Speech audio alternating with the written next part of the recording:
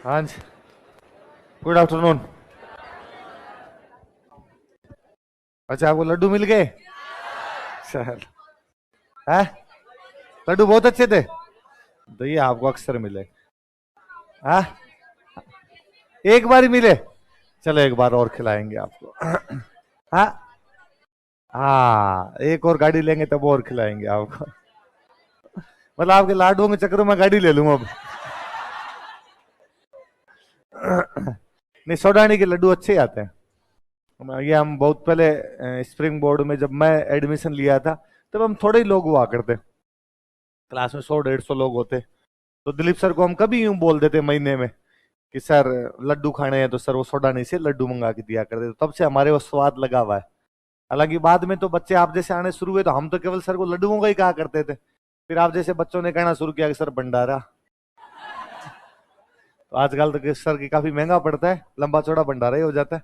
क्या पढ़ा था लास्ट क्लास में? अच्छा, कारण पढ़ रहे थे ना। अच्छा, मैं कारण कारण पूछ लूं? पुराने वाला रिवीजन करवा दिया था, वो 3-4 दिन का आप वापस कर लेना अपना। मैं कारण पूछ लेता हूं आपसे। राजनीतिक कारण पढ़े थे। राजनीतिक कारण यह था कि पॉलिटिकल एजेंट जो था वो रियासत के आंतरिक मामलों में हस्तक्षेप करता था। जो अंग्रेज थे वो रियासत के उत्तराधिकार के मामलों में भी। अंग्रेजों ने पुरानी रियासतों को तोड़ के, जैसे 3 रियासतें बताई थी, धौलपुर, टोंक और जालौन। एक और पढ़ा था कि अंग्रेजों ने नई नई सेनाएं बना ली राज्यों की सुरक्षा के लिए। उनका खर्चा किस पे डाल दिया? जैसे सेनाओं के नाम पढ़े थे हमने। एक सेना पढ़ी थी कि कोटा कंटिजेंट, कहां पे थी वो? देवली में। एक शेखावाटी ब्रिगेड थी, झुंझुनू मेरवाड़ा बटालियन थी, एक जोधपुर लीजियन थी, और एक मेवाड़ भील कोर थी। कुछ हम प्रशासनिक कारण पढ़ रहे थे कि पहले प्रशासन सामंत संभालते, लेकिन अब सामंतों के विशेषाधिकार समाप्त कर दिए गए थे। सामंत जो कर लिया करते थे वो भी, और सामंतों की सेनाएं भी समाप्त कर दी गई। तो सैनिक क्या हो गए थे? हम आर्थिक पढ़ रहे थे कि राज्यों की सुरक्षा के लिए राजा धन देते, वो बहुत ही ज्यादा था, इसलिए राजाओं ने किसानों पर टैक्स बढ़ाने शुरू कर दिए थे। उद्योग हमारे समाप्त हो गए थे क्योंकि ब्रिटिश माल ज्यादा आने लग गया था ना। उद्योग धंधे हमारे समाप्त हो गए, सॉरी, व्यापार वाणिज्य समाप्त हो गया था क्योंकि अंग्रेजों ने नए नए क्या बना लिए थे? व्यापारिक। इसलिए हमारा ट्रेड जो था किधर शिफ्ट हो गया? ब्रिटिश इंडिया की तरफ शिफ्ट हो गया। फिर हम सामाजिक धार्मिक कारण पढ़ रहे थे।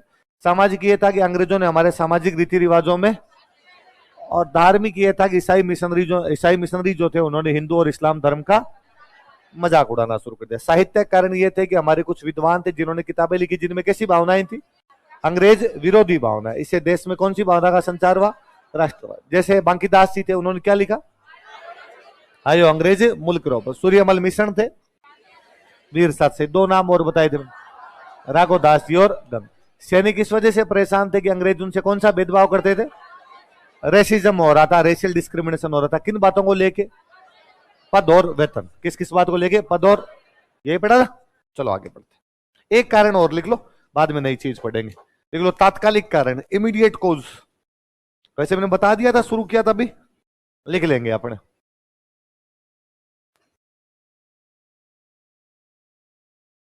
तात्कालिक कारण, इमीडिएट कोज।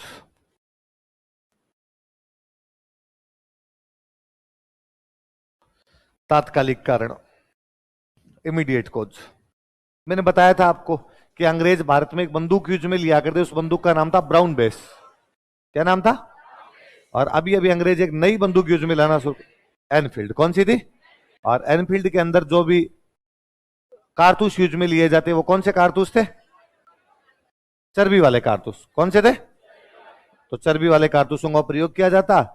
और हिंदू और मुसलमान दोनों ही मानते थे कि हमारे धर्म पे हमला है, क्योंकि गाय और सूअर की चर्बी थी। गाय हिंदुओं के लिए पवित्र और सूअर मुसलमानों के लिए अपवित्र। लिख लो तात्कालिक कारण, हेडिंग डाल लिया ना, लिखो। अंग्रेजों ने ब्राउन बेस के स्थान पर नई एनफील्ड बंदूकों का प्रयोग प्रारंभ किया। अंग्रेजों ने ब्राउन बेस के स्थान पर नई एनफील्ड राइफल का प्रयोग प्रारंभ किया। Britishers started to use new Enfield rifles in place of brown base. अंग्रेजों ने ब्राउन बेस के स्थान पर नई एनफील्ड बंदूकों का प्रयोग प्रारंभ किया। Britishers started to use new Enfield rifles in place of brown base. Started to use new Enfield rifles in place of brown base, तथा इनमें चर्बी वाले कारतूसों का प्रयोग किया जाता था। And greased cartridges were used in them, तथा इनमें चर्बी वाले कारतूसों का प्रयोग किया जाता था। And greased cartridges were used in them, तथा इनमें चर्बी वाले कारतूसों का प्रयोग किया जाता था। And greased cartridges were used in them, इनमें चर्बी वाले कारतूसों का प्रयोग किया जाता था। Greased cartridges were used in them. ठीक है, ये हो गए भाई कारण कि 57 की क्रांति क्यों हुई थी, उसके कारण। अब जो मैं उस दिन बात समझा रहा था, वापस एक बार 5 मिनट में समझा दूं कि मान लो कभी क्वेश्चन आए कि चर्बी वाले कारतूसों ने 1857 में क्रांति करवा दी थी। क्या क्वेश्चन है? चर्बी वाले कारतूसों ने 57 में क्या करवा दी थी? क्रांति करवा दी। या सिंपल इंग्लिश में लिखा है greased cartridges were cause of revolt of 1857। तो अपने को केवल चर्बी वाले कारतूस नहीं लिखना, अपना आंसर वैसा होना चाहिए कि 1857 की क्रांति के लिए चर्बी वाले कारतूस एक तात्कालिक कारण थे, लेकिन इतनी बड़ी घटना के लिए किसी एक कारण को पूर्णतः जिम्मेदार नहीं ठहराया जा सकता। भारतीय इतिहास की एक महानतम घटना 1857 की क्रांति के लिए कई अलग अलग कारण जिम्मेदार थे, जो कि इस प्रकार है: राजनीतिक, सामाजिक, धार्मिक, आर्थिक, प्रशासनिक, साहित्यिक, सैन्य। सारे लिखना है ना, सारे लिख के वापस एक लाइन में लिखना है कि हाँ, हमें यह जरूर मानना पड़ेगा कि इन सब कारणों की वजह से भारतीय जनमानस में या भारतीय जनता में अंग्रेजों के प्रति भावनाएं उभर रही थी। चर्बी वाले कारतूसों ने इन भावनाओं को सतह के बाहर लाने का प्रयास किया। या वैसे लिख दे कि इन सब कारणों की वजह से भारतीय जनता में एक चिंगारी, वो एक आग वो आपके तो भूसे का ढेर बना हुआ था, उसमें चिंगारी लगाने का काम जो था वो किसने किया था? लाइटनिंग करने का काम किया था, जलाने का काम किया था। बाकी तैयार तो हम पहले से। आई बात समझ? अब एक कारण यह भी बनता है कि क्रांति फेल क्यों हो गई? जब इतनी बड़ी क्रांति थी तो भी वो क्रांति हमारी सफल तो नहीं। हमारा उद्देश्य था कि अंग्रेजों को हम देश से बाहर निकाल देंगे, पर क्या अंग्रेजों का राज खत्म हुआ? ना, शासन का स्वरूप चेंज हुआ था कि पहले कंपनी राज कर रही थी और अब इंग्लैंड देश ने करना शुरू कर दिया। बाकी अंग्रेजों का राज तो वैसे ही था। लिखो, क्रांति की असफलता के कारण, causes of revolt of causes of failure of revolt of 1857। क्रांति की असफलता के कारण, causes of failure of revolt, क्रांति की असफलता के कारण, causes of failure of revolt. दो तीन बातों का ध्यान रखना। देखो, आगे कभी भी आपसे पूछे कि भारत में 57 की क्रांति फेल क्यों हो गई थी, या फ्रांस की क्रांति फेल क्यों हो गई थी, या रूस की क्रांति फेल क्यों हो गई थी, एक कारण हमेशा ही लिखना। पहला कारण ये लिखना है कि कोऑर्डिनेशन नहीं था। क्या नहीं था? स्ट्रेटेजी नहीं थी, नेता बेलखने थे।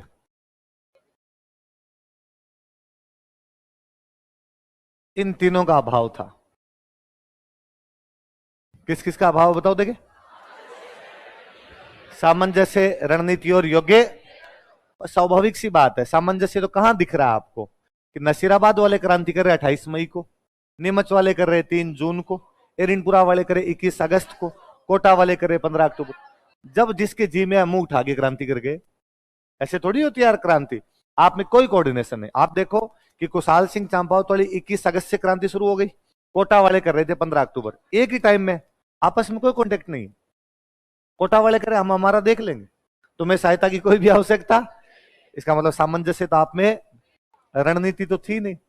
बस नसीराबाद वालों की जी में है कि अंग्रेजों को मारना, मार दिया, अब आगे कहां जाएंगे, क्या करेंगे, इसके बारे में इनके पास कोई भी प्लानिंग नहीं। ये कहीं नीमच में, ये कहीं एरिनपुरा में, आप 6 महीने तक क्रांति करके यहाँ पे बैठे रहे, लेकिन कोई प्लानिंग आपकी। कोटा वाले 6 महीने तक कोटा पे कब्जा करके बैठे रहे, बाहर से सहायता लेनी, बाहर से सहायता देनी, इस प्रकार की कोई भी प्लानिंग दिखाई।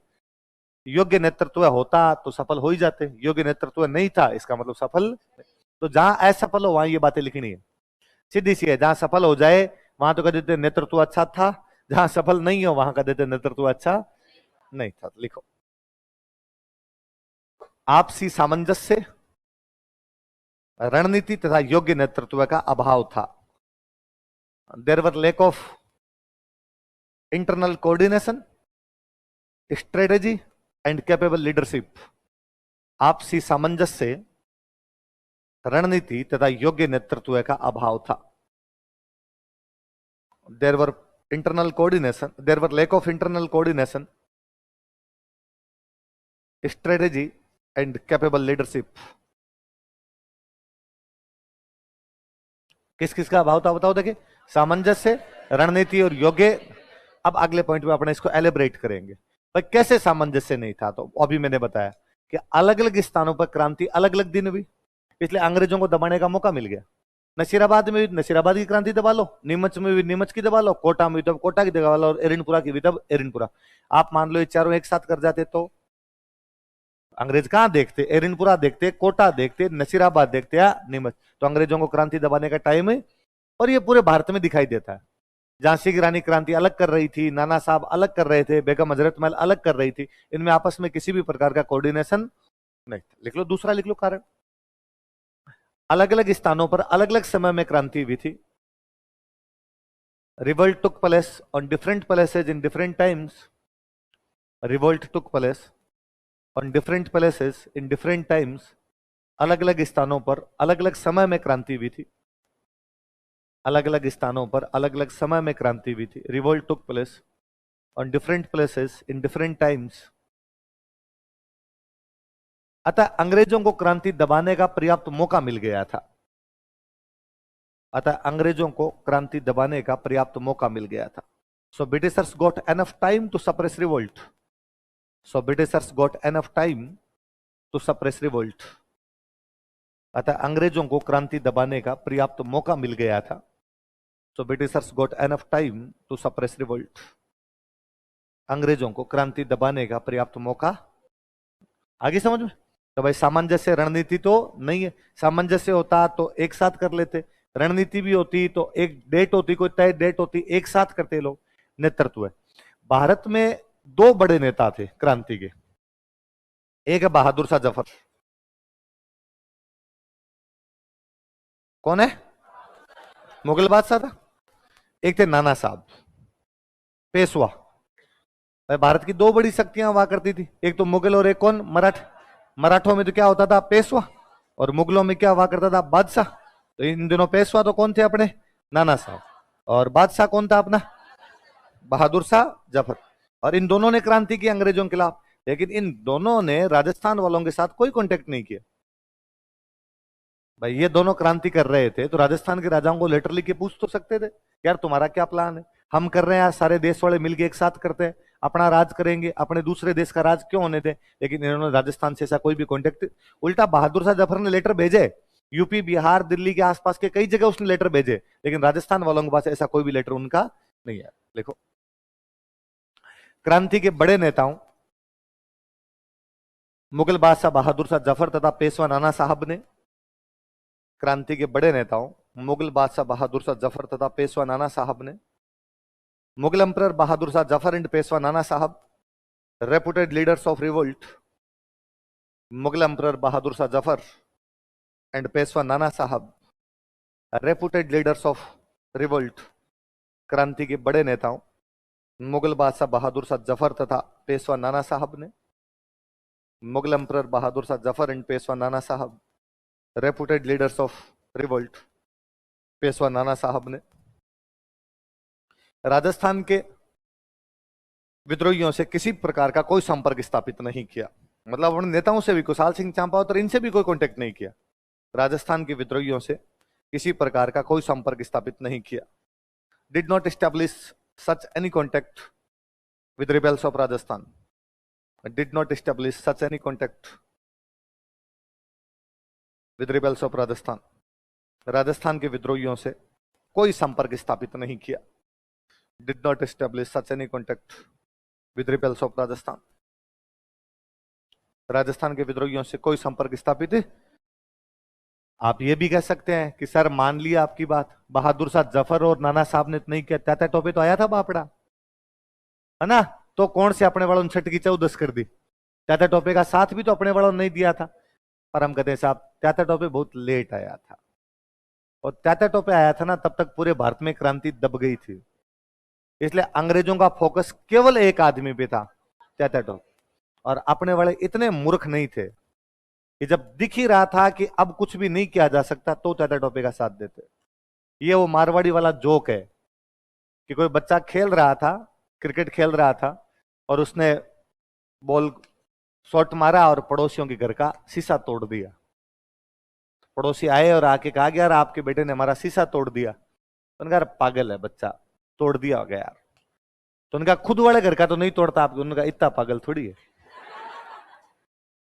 तो अपने वाले ठीक है भाई विद्रोह वगैरह कर जाते, पर इतने पागल भी नहीं थे कि उस टाइम तात्या टोपे का साथ देते जब पूरे भारत में क्रांति, दिमाग नाम की भी कोई चीज होती, दिख रहा था भाई मौत है सामने, अब इसमें लड़के क्या करेंगे। जब 57 में क्रांति थी तब आते, आप आयो भाई साहब 58 में, वो भी अगस्त में, तब तक क्रांति पूरी दबदबा गई थी। तो अपने वालों का तो यही बड़ा योगदान है कि तात्या टोपे को राजस्थान में कहीं पकड़ने नहीं दिया। अपने ऊपर विश्वासघात का कोई भी आरोप लगाया, मध्य प्रदेश वालों ने पकड़वाया होगा नरवर के जंगलों में, वरना अपने वाले पकड़वा देते।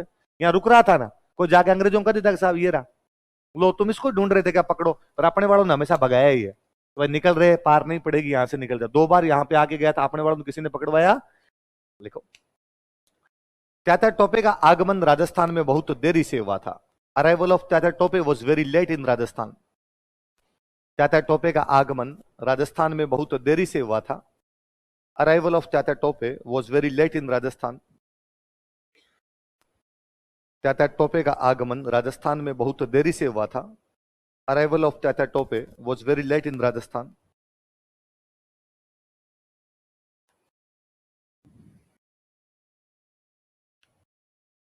तथा अब तक अंग्रेज पूरे भारत में क्रांति दबा चुके थे। And now britisher suppressed revolt in entire India. तथा अब तक अंग्रेज पूरे भारत में क्रांति दबा चुके थे। And now britisher suppressed revolt in entire India. अब तक अंग्रेज पूरे भारत में क्रांति दबा चुके थे। And now Britishers suppressed revolt in entire India.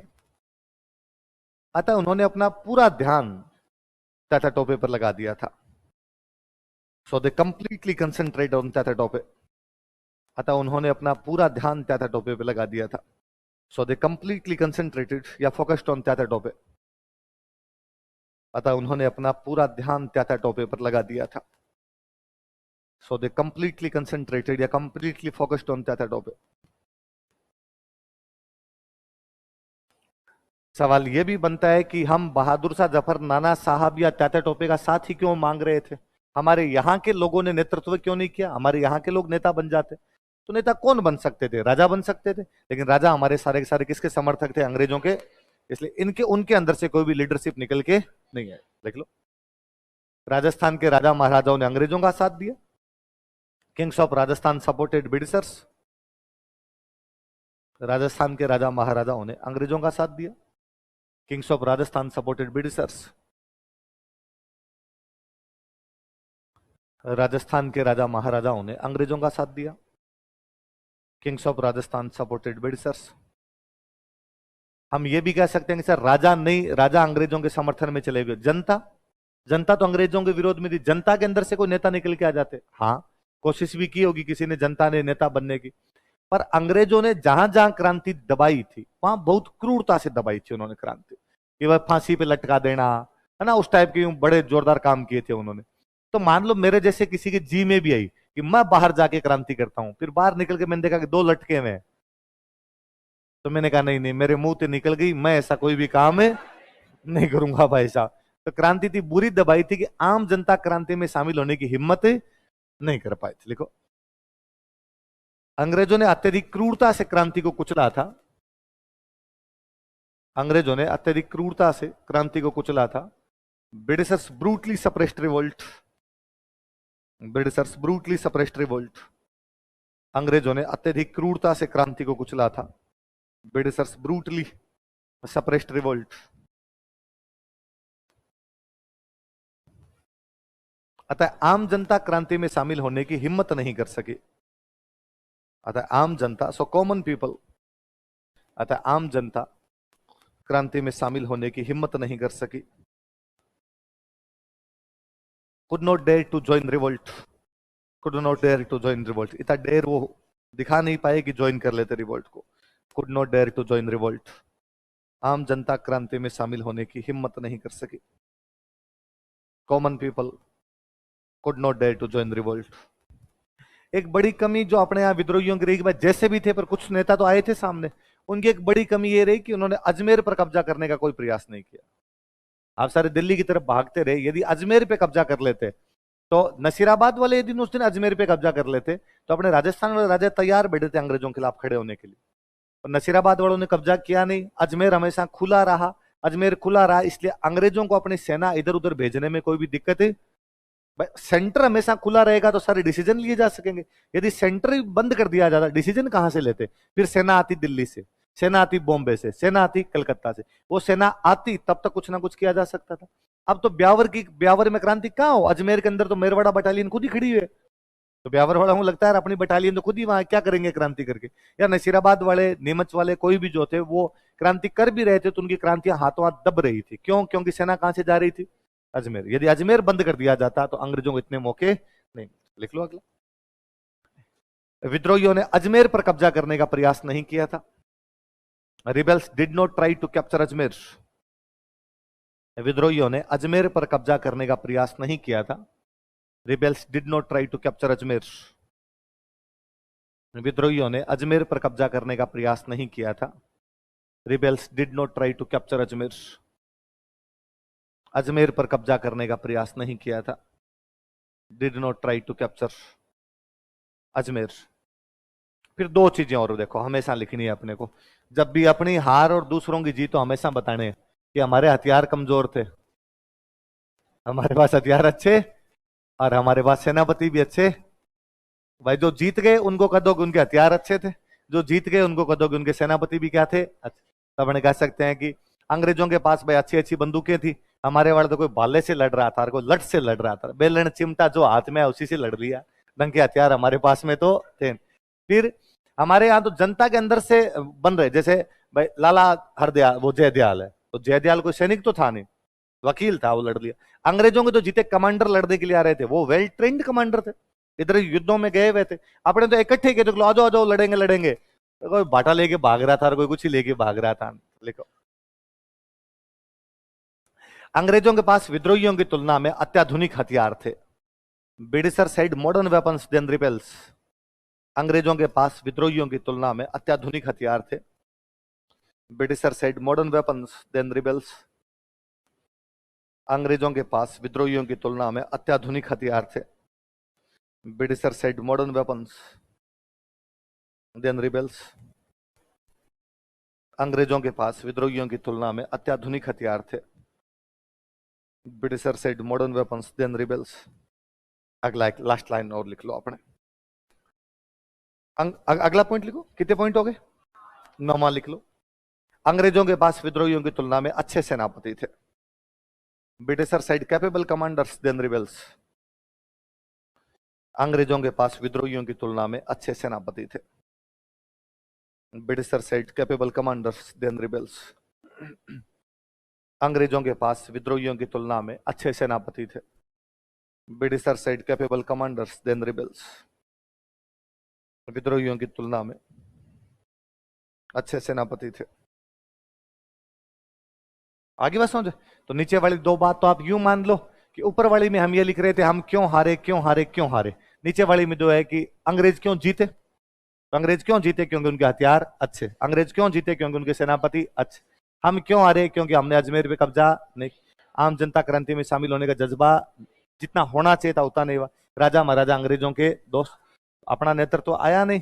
चाचा टोपे लेट आया था, दो बड़े नेताओं ने हमसे कोई कॉन्टेक्ट ही, हमारे में भी रणनीति नहीं थी, इसलिए अलग अलग जगह पे अलग अलग टाइम में क्रांति की, इसलिए अंग्रेजों को क्रांति दबाने का पूरा मौका। आई बात समझ? अब लिख लो क्रांति का प्रभाव। ये हो गया, असफलता कारण हो गए। अब लिख लो क्रांति के प्रभाव, इंपैक्ट्स ऑफ रिवोल्ट। इंपैक्ट क्या था? रिजल्ट लिख लो बोले इंग्लिश में, results of revolt. Impacts of revolt, result of revolt. एक तो ना जब भी कोई नया टॉपिक शुरू करो तो बीच में 5-7 लाइनें छोड़ दिया करो। कितनी लाइनें? या घर पे यूं सौगन खा के आए थे कि पापा आपकी कमाई की पाई पाई का हिसाब देंगे, ऐसा कुछ भी काम नहीं करेंगे जिससे आपके पैसे बिगाड़े जा सके। भाई मैं ये कहता हूं कि मैंने 9 कारण लिखा है असफलता के। कल को आप कोई पढ़ो कहीं पे या आपके दिमाग में आए कि सर एक कारण और हो सकता है, तो लिखने की जगह तो आपके पास। जब आप जगह नहीं छोड़ते हो ना तब आप मान लेते हो कि सर मैं तो आज सोचूं कल सोचूं।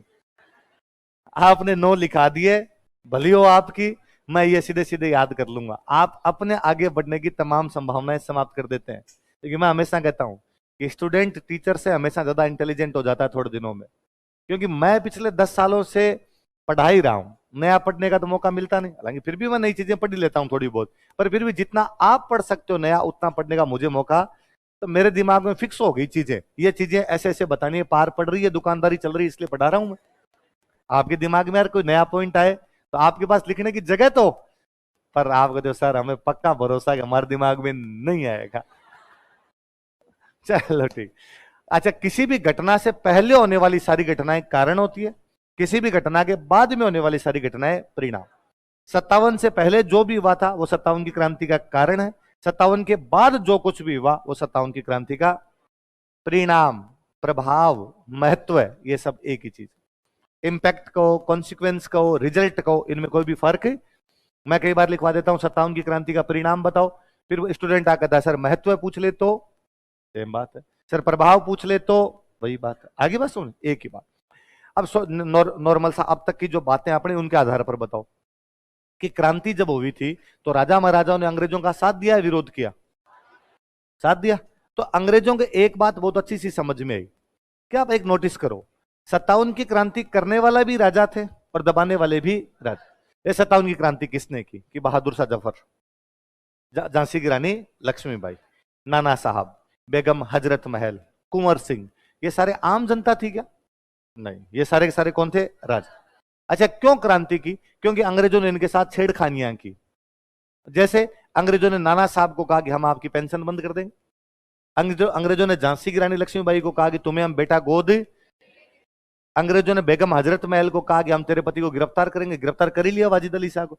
अंग्रेजों ने बहादुर शाह जफर को धमकियां दी थी कि तेरे मरते ही लाल किला खाली करना पड़ेगा। डलहौजी साहब साहब धमकी देके गया था कि जैसे ही बहादुर शाह जफर मरेगा लाल किला खाली करना पड़ेगा, और तुम्हारा कोई भी बेटा नाम के आगे बादशाह नहीं लगाएगा। किस बात के बादशाह हो रहे? पेंशन देते हम, नाम के आगे बादशाह लगा लगा घूमते हो, और आज के बाद को लाल किले में नहीं रहेगा। ये लास्ट आदमी बहादुर शाह जो लाल किले में, तो उसके बेटों ने कहा फिर हम जाएंगे, कहा 2 BHK देखो फटाफट बाहर कोई तुम्हारा, मैं लाल किले में जो तुमको रहने, तो पर्सनल प्रॉब्लम है। बहादुर शाह जफर को लगता है मेरे मरते मेरा परिवार को ये निकालेंगे यहाँ से।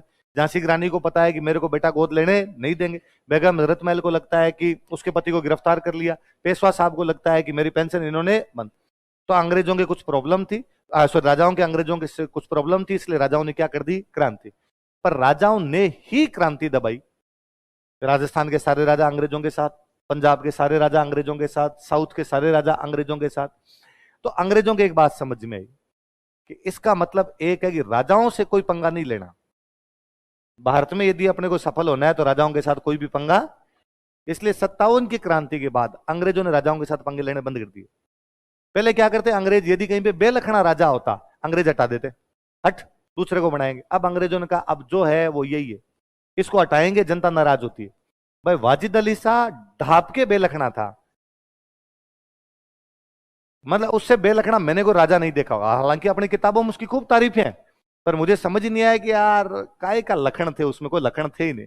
फिर भी उसको हटाया तो अपने लखनऊ की जनता नाराज थी, और अपनी जनता को लगता था कि नहीं टेढ़ा है पर मेरा है, और आप हटा कैसे सकते हो इस प्रकार से। तो अंग्रेजों ने कहा भाई आज के बाद राजाओं को हटाना नहीं, उल्टा राजाओं को राजी रखो।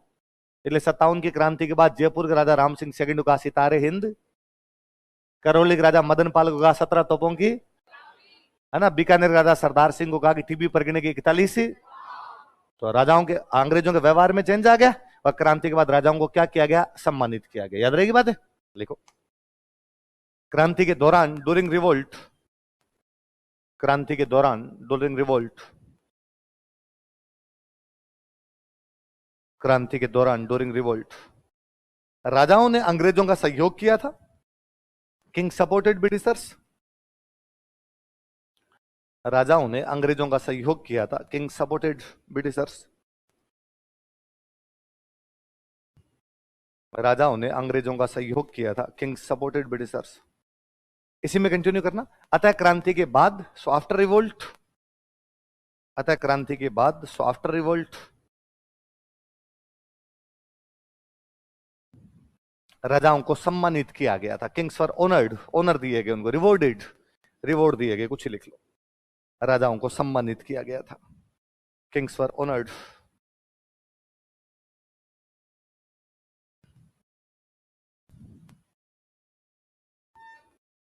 देखो मैंने एक बात और बताई थी कि जब तक अंग्रेज अपने देश में नहीं आए थे, राजा का प्रशासन संभालने के लिए उसकी सहायता कौन करते थे? सामंत। लेकिन अंग्रेजों के आने के बाद सामंतों का प्रभाव बढ़ गए थे या घट गए थे? सामंतों घट गए, इसलिए सामंत अंग्रेजों के साथ नाराज। इसलिए राजस्थान में तो जहां जहां क्रांति हुई है वहां सामंत है। कुशाल सिंह चंपावत सामंत है, केसरी सिंह सामंत है, जोध सिंह सामंत, शिवनाथ सिंह, बिशन सिंह, ये सारे के सारे सामंत ही तो थे, तो सामंत क्रांतियां कर रहे थे। तो अंग्रेजों की एक बात और समझ में आई कि अपने को राजा का साथ देना है, सामंतों का साथ। इसलिए राजा को इतना पावरफुल बना दो कि उसे सामंतों के सहयोग की आवश्यकता ही। इसलिए राजा को तो शक्तिशाली बनाया गया और सामंतों को पूरी तरीके से खत्म कर दिया। तो तुम तो किसी जोगे छोड़ेंगे नहीं तुम्हें, तुम्हारे पास कोई भी पावर किसी भी प्रकार की, तुम्हारे पास इकोनॉमिक पावर नहीं, तुम्हारे पास सोशल पावर नहीं। फिर धीरे धीरे सामंत समाप्त हो गए, ताकि कालांतर में आगे चल के कभी जनता यदि विद्रोह करे तो सामंत इस हालत में ना हो कि लीडरशिप दे सके। अब तो सामंत लीडरशिप दे रहे थे। कुशाल सिंह चंपावत चला के रिनपुरा वालों के पास गया था, मैं खड़ा, तुम मेरे साथ आओ आ जाओ।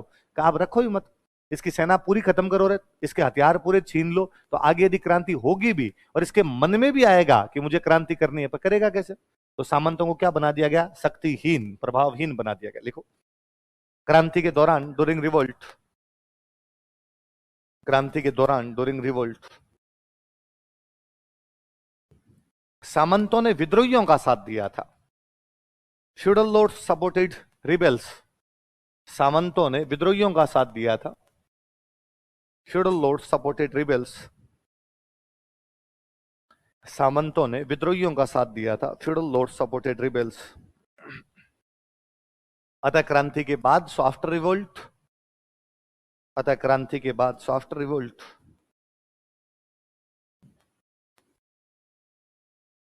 अतः क्रांति के बाद आफ्टर रिवोल्ट सामंतों को शक्तिहीन बना दिया गया। Feudal lords were made powerless, सामंतों को शक्तिहीन बना दिया गया। Feudal lords were made powerless, सामंतों को शक्तिहीन बना दिया गया। Feudal lords were made powerless. व्यापारी जो थे, व्यापारी, अंग्रेजों का राज आने के बाद में व्यापारियों को देखो फायदा ही हुआ था। एक फायदा तो यह था अंग्रेजों का राज आने के बाद में कि शांति आ गई थी, लड़ाइयां बंद हो गई। अच्छा मुझे बताओ, व्यापार वाणिज्य लड़ाई के टाइम में ज्यादा फलेगा फूलेगा शांति, है ना? व्यापारी बाणिया जो होगा, दुकानदार जो होगा, वो कभी लड़ाई झगड़ा नहीं करे, शांत स्वभाव का होता है ना। मतलब दुकानदार को कोई जाके धमका भी देगा, ये कर देंगे वो कर देंगे, तो वो देखेगा यार पैसे टक्के देके मामला निपट जाए तो ठीक है। जो अपने होते गांव में किसान होते, अपने को आपको धमकी देते, अपने आ देखे आ गया, किस बात की धमकी है? एक हमारा मरेगा, दो तेरे मरेंगे। सेठ ऐसा कभी नहीं सोचता, सेठ सोचता है एक ही बेटा मर जाएगा, फिर आगे करेंगे क्या?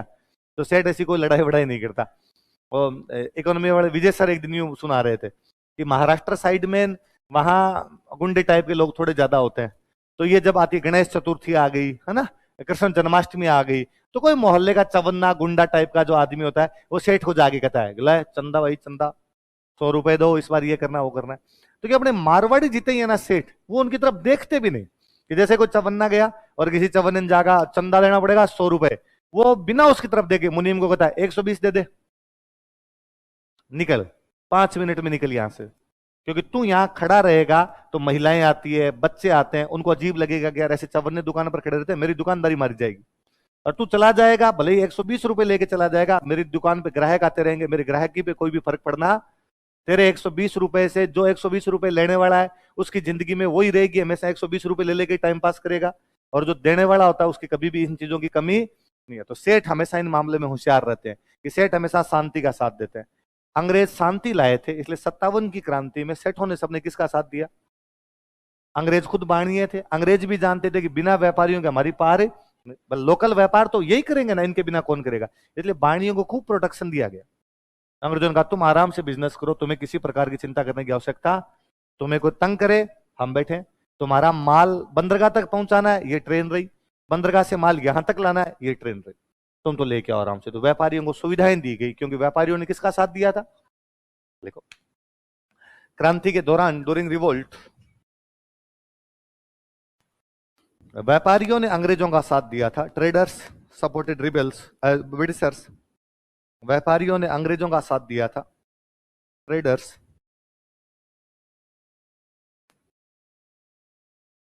सपोर्टेड ब्रिटिशर्स, या मर्चेंट्स लिख लो, मर्चेंट्स सपोर्टेड ब्रिटिशर्स, कुछ लिख लो दोनों में से। व्यापारियों ने अंग्रेजों का साथ दिया था। अतः क्रांति के बाद सॉफ्ट रिवोल्ट, अतः क्रांति के बाद सॉफ्ट रिवोल्ट, अंग्रेजों ने व्यापारियों को संरक्षण प्रदान किया, अंग्रेजों ने व्यापारियों को संरक्षण प्रदान किया। ब्रिटिशर्स प्रोटेक्टेड मर्चेंट्स, अंग्रेजों ने व्यापारियों को संरक्षण प्रदान किया। ब्रिटिशर्स प्रोटेक्टेड रिबेल्स, अब रिबेल्स क्या, मर्चेंट्स, प्रोटेक्टेड मर्चेंट्स, अंग्रेजों ने व्यापारियों को संरक्षण प्रदान किया। कैसे? तो वही मैं बता रहा हूं कि भाई व्यापार को बढ़ाने के लिए क्या करो, तो ट्रेन वगैरह की सुविधाएं ज्यादा दो, दोनों चीजें, ट्रांसपोर्टेशन और कम्युनिकेशन,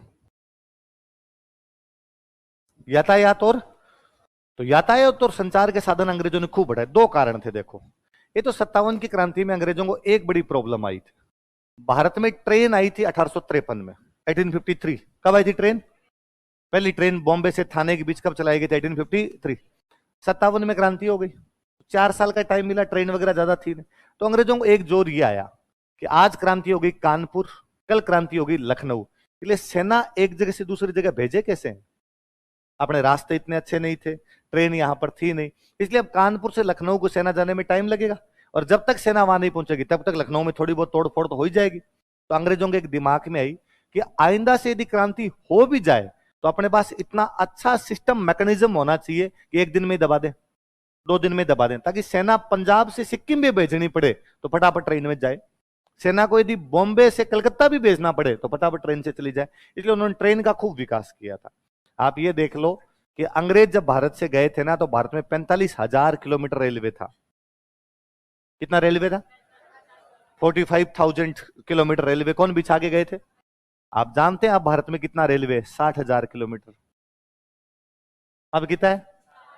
हमने कितना बसाया? 15,000। कितना कर दिया?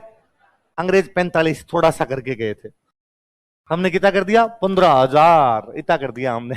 तो ये ट्रेन तो है ही अंग्रेजों की देन भाई, ट्रेन लेके वो देश के अंदर वो आए थे। तो यातायात के साधन, फिर डाक लेके आए, तार लेके आए, टेलीफोन लेके आए, ताकि कानपुर में क्रांति हो जाए तो फटाफट लखनऊ में पता तो चले तो भाई साहब इधर भेजो, है ना, तार आ जाए, डाक आ जाए, टेलीफोन आ जाए। तो अंग्रेजों ने जब खुद ये बनाया कि ट्रेन खूब सारी बनाई जाए, तार खूब सारे बिछाए जाए, टेलीफोन के तार बिछाए जाए, इस प्रकार की बातें जब आनी शुरू हुई, तो बाद में उन्होंने राजाओं को भी कहा कि तुम भी अपने राजस्थान के अंदर ये करो। तो अपने राजस्थान में भी आप कभी नोटिस करना, आपने ज्यादातर ट्रेन जो अंग्रेजों के टाइम में आ गई, ज्यादातर जो ट्रेन है वो किसके टाइम में आई हुई है? क्योंकि राजा अंग्रेजों के साथ बनती थी। तो राजाओं ने यह कहा कि भाई हमारे पास टेक्नोलॉजी है ही नहीं, हमें क्या पता पटरी कैसे बिछानी है, हमें क्या पता ट्रेन कैसे चलेगी। अंग्रेजों का इंजीनियर हमारे, पैसे तुम्हारे, काम करा लो, टेक्नोलॉजी हम दे देंगे। टेक्नोलॉजी किसने दे दी अपने को? अंग्रेजों। इसलिए अपने यहाँ ट्रेनें बहुत जल्दी आ गई थी, और अपने भी राजा ट्रेन इसीलिए लेके आए कि व्यापार ढंग से हो। मैंने एक सिंपल सा एग्जांपल देता हूं। चूरू के अंदर एक कस्बा पड़ता है रतनगढ़, नाम सुना कभी? चूरू में एक रतनगढ़ नाम का एक कस्बा है। रतनगढ़ के खूब सारे बाणिये रहते कलकत्ता, क्या रहते बाणिये? कलकत्ता। बीकानेर रियासत, स्टेट जो लगता था उस टाइम बीकानेर स्टेट लगा करता। बीकानेर में राजा वे गंगा सिंह, क्या नाम था राजा का? राजा ने कहा ट्रेन लेके आएंगे। इधर हरियाणा में एक जगह पड़ती है लोहारू, लोहारू, लोहारू नाम करके हरियाणा में इधर एक जगह पड़ती है ना, अपने अलवर वाले बॉर्डर को क्रॉस करने के बाद लोहारू नाम की जगह, दिल्ली के आसपास। लोहारू से लेके बीकानेर तक ट्रेन लानी है। कहां से कहां तक? अरे वो बड़ी फेमस ट्रेन थी, गीत बने थे, डट जाइए रेल लोहारू की, मेरो जद परिणय घरासी। लोहारू वाली ट्रेन पहली ट्रेन चली थी इस इलाके के अंदर, लोहारू से बीकानेर वो एक ट्रेन आया करती। अब वो ट्रेन ऐसे आने भाई, लोहारू से बीकानेर, ये सीधा सीधा रूट, सीधे रूट पे आएगी। यहां है रतनगढ़, अंदर रह गया, ट्रेन बाईपास निकलेगी। तो जो रतनगढ़ के सेठ थे उन्होंने राजा को जाके कहा कि राजा मान लो कल हम बाहर से आए तो हमें तो यहां उतरना पड़ेगा, और यहां से उतर के फिर अपना सामान लेके अंदर जाना पड़ेगा। तो राजा ने कहा यार अब ट्रेन तो बाहर से निकलेगी, सीधी सीधी आएगी ट्रेन, तो पटरी मोड़े तो कैसे? तो उन्होंने कहा आप एक काम नहीं कर सकते, आप ये काम कर लो कि ट्रेन यहां आ रही है, यहां से एक बार अंदर मुड़ जाएगी, हमें उतार देगी, वापस आ जाएगी। तो राजा ने कहा बात तो सही है, ऐसे लाई जा सकती है ट्रेन, तो भाई अंदर पटरी तो लेके जानी और क्या करना है, पर इतने रुपए नहीं है, इतने रुपए कहां से लाऊं कि अंदर पटरियां और बिछा दूं। तो रतनगढ़ के सेठों ने राजा को कहा कि राजा साहब जितनी दूर में अंदर पटरी जाएगी उसके नीचे नोट बिछा देंगे। तो रेल ला, इसलिए रतनगढ़ के सेठों ने रुपए दिए, इसलिए वो ट्रेन अंदर जाके वापस आती है। मैं बचपन में उस ट्रेन में खूब यात्रा की हूं, ननिहाल जाते उस ट्रेन के अंदर जाया करते, तो मुझे बड़ा अजीब लगता है, ट्रेन सीधी चलती चलती अचानक मुड़ती, फिर रतनगढ़ जाके आती, तो हमें लगता है ट्रेन मुड़ क्यों गई, सीधी सीधी क्यों नहीं जाती। धीरे धीरे समझ में आएगी, रिपिया तेरी तिखी दार कट गए मुंशी थानेदार। कि रतनगढ़ के सेठों ने रुपए दिए थे तो राजा ने ट्रेन मोड़ दी कि ट्रेन साहब रतनगढ़ के लिए अंदर जाएगी, फिर अंदर जाके बाहर आए, केवल उन सेठों के चक्कर में। और पैसा सेठों के पास ही था, राजाओं के पास कुछ ही नहीं था, राजा खुद ही भूखे थे। बीकानेर के राजा ने अपने राजकुमार की शादी की कोटा, कहां पे की, कोटा शादी की, नई नई कार आई थी, इसलिए कोटा वालों ने अपनी राजकुमारी को दहेज में क्या दे दी, कार। राजा बीकानेर के राजा को लगा कार आई है, अपने बेटे के दहेज में आई, तो एक दिन राजा उस कार को लेके बीकानेर में चलाने के लिए चले गए। तो अंदर से जो बीननी थी, जो कोटा वाली राजकुमारी थी, इसको दहेज में मिली थी, उसने बाहर समाचार भिजवाया कि राजा जी को कहो कि कार चलानी है तो खुद की लेके आए, ये मेरे बाप ने दिए, टायर घिसते हैं, फालतू की पंचायती नहीं। तो राजा को बड़ी बेइज्जती फील हुई कि यार अपने को साफ साफ ही कह दिया, अब और कोई कह दे तो क्या पता राजा ऊपर से चमड़ी उड़वा ले, पर अगले की बेटे की बहू ही कह रही थी क्या कह दे, घर में किससे लड़े बेचारा। तो राजा गुमसुम, किसी से बोलने लायक ही नहीं। अब राजा का और दिमाग चला नहीं, तो चूरू में एक कस्बा और पड़ता सरदार शहर, कौन सा कस्बा है, वहां के कोई एक बड़े सेठ थे, उन सेठ के पास राजा ने समाचार भिजवाया कि मेरे से मिलने के लिए आओ। सेठ को लगा यार पता नहीं क्या काम पड़ गया कि राजा मिलने के लिए बुला रहा है। सेठ आए, आप बताओ राजा जी क्या कैसे बुलाया, अरे यूं ही बस यूं ही बुला लिया, कई दिन हो गए मन कर गया था सेठ जी से मिले नहीं, बैठो बैठो चाय पियो सेठ, लो लो चाय लो, लो बिस्किट लो। सेठ को फिर लगा गया राजा ऐसे किसको बुलाता है यार, कोई ना कोई काम तो होगा जो राजा नीति दूर से मुझे बुलाया। राजा फिर भी मेरे लायक कोई सेवा हो तो बताओ। क्या ना ना ना ना ना ना कोई बात नहीं है, वैसे आपने सुना है कि आजकल नई कारें आ गई। तो सेठ ने कहा हाँ साहब कारें आई है आजकल, और कारें क्या शानदार चलती है साहब, यहाँ से वहां जाना हो फटाफट पहुंचा देती है आपको, 4 जने बैठो कहीं जाना हो वहीं चले जाओ। और सर मैंने सुना है कि राजकुमार की शादी में अपने तो दहेज में कार आई है, आप तो मजे लेते होंगे आजकल। और राजा जी रोए सेठ के सामने। राजा ने कहा भाई रे बार मत बता देना किसी को, अपनी हालत ये है, कार ले जाने नहीं दे रही राजकुमार की जो पत्नी है वो, तो साहब क्या कर सकते हैं। तो कहा मुझे कार मंगवा के दो। इसलिए सेठ ने लंदन से 2 कारें मंगवाई, एक खुद के लिए एक राजा के लिए।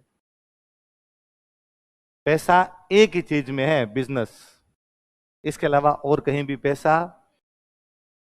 अकबर मुगल बादशाह था, अकबर गुजरात में 3 सेठ थे, अब्दुल बोहरा, वीरजी बोहरा, गफूर बोहरा, उनसे ब्याज पे पैसे लेता था। और वो अकबर को थोड़े थोड़े दिन में फोन करते ब्याज नहीं पहुंचाया क्या तरीका है। अकबर कहता साहब इस बार आ ही रहा, 3 तारीख को आ जाएगा पक्का पक्का, टैक्स आएगा 3 को तब भेज देंगे।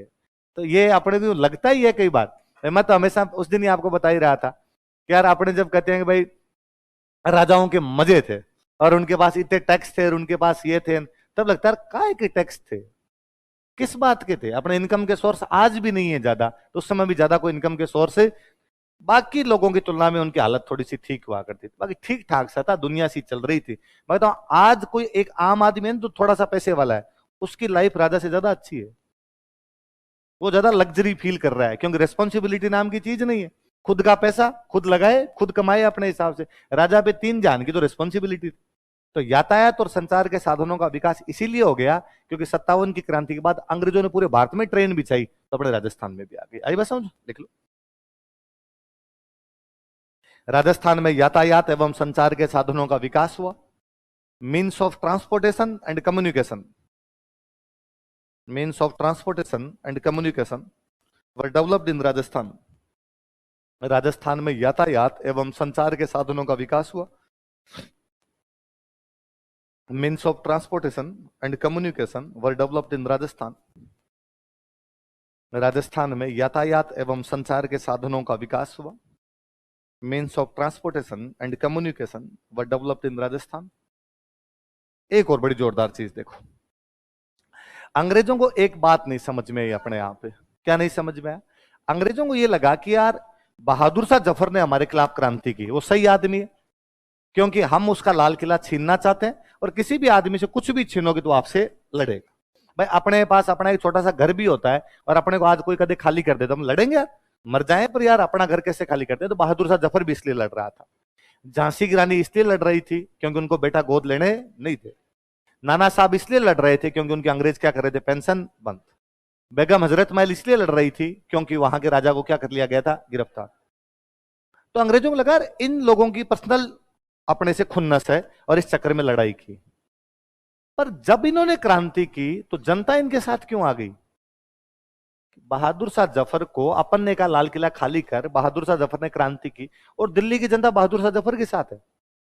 हमने झांसी की रानी को कहा कि तेरे को बेटा गोद नहीं लेने देंगे, झांसी की रानी क्रांति कर रही है और झांसी की जनता झांसी की रानी के साथ है, जबकि हमने जनता का कुछ नहीं बिगाड़ा। हम जनता के साथ ही खड़े थे, हमने जनता का बुरा नहीं किया, हमारी दुश्मनी इससे थी। ये रिश्ता क्या कहलाता है? ये आपस में कैसे मिले हुए? तो अंग्रेजों ने जब एनालिसिस किया इस बात का तो अंग्रेजों की एक बात समझ में आई कि यहां पे राजा और जनता के बीच का कनेक्शन बहुत शानदार है। कैसे कनेक्शन, कैसे शानदार है? कि कनेक्शन ऐसे शानदार है कि जैसी जनता है वैसे राजा है, ज्यादा इनके बीच में किसी भी प्रकार का अंतर। कैसे? जैसे मैं राजस्थान की बात करूं तो कि जनता बाजरे की रोटी खाती है, राजा भी बाजरे की रोटी खा लेता है, बस इतना है कि राजा वाले में घी थोड़ा ज्यादा होता होगा और जनता वाले में घी थोड़ा। वही धोती कुर्ता जनता पहनती है, धोती कुर्ता कौन पहन लेता है? राजा। ये हो सकता है कि जनता के पास में दो ही हो, एक आदमी के पास, राजा के पास में चार हो, पहनने की ड्रेस तो वही है।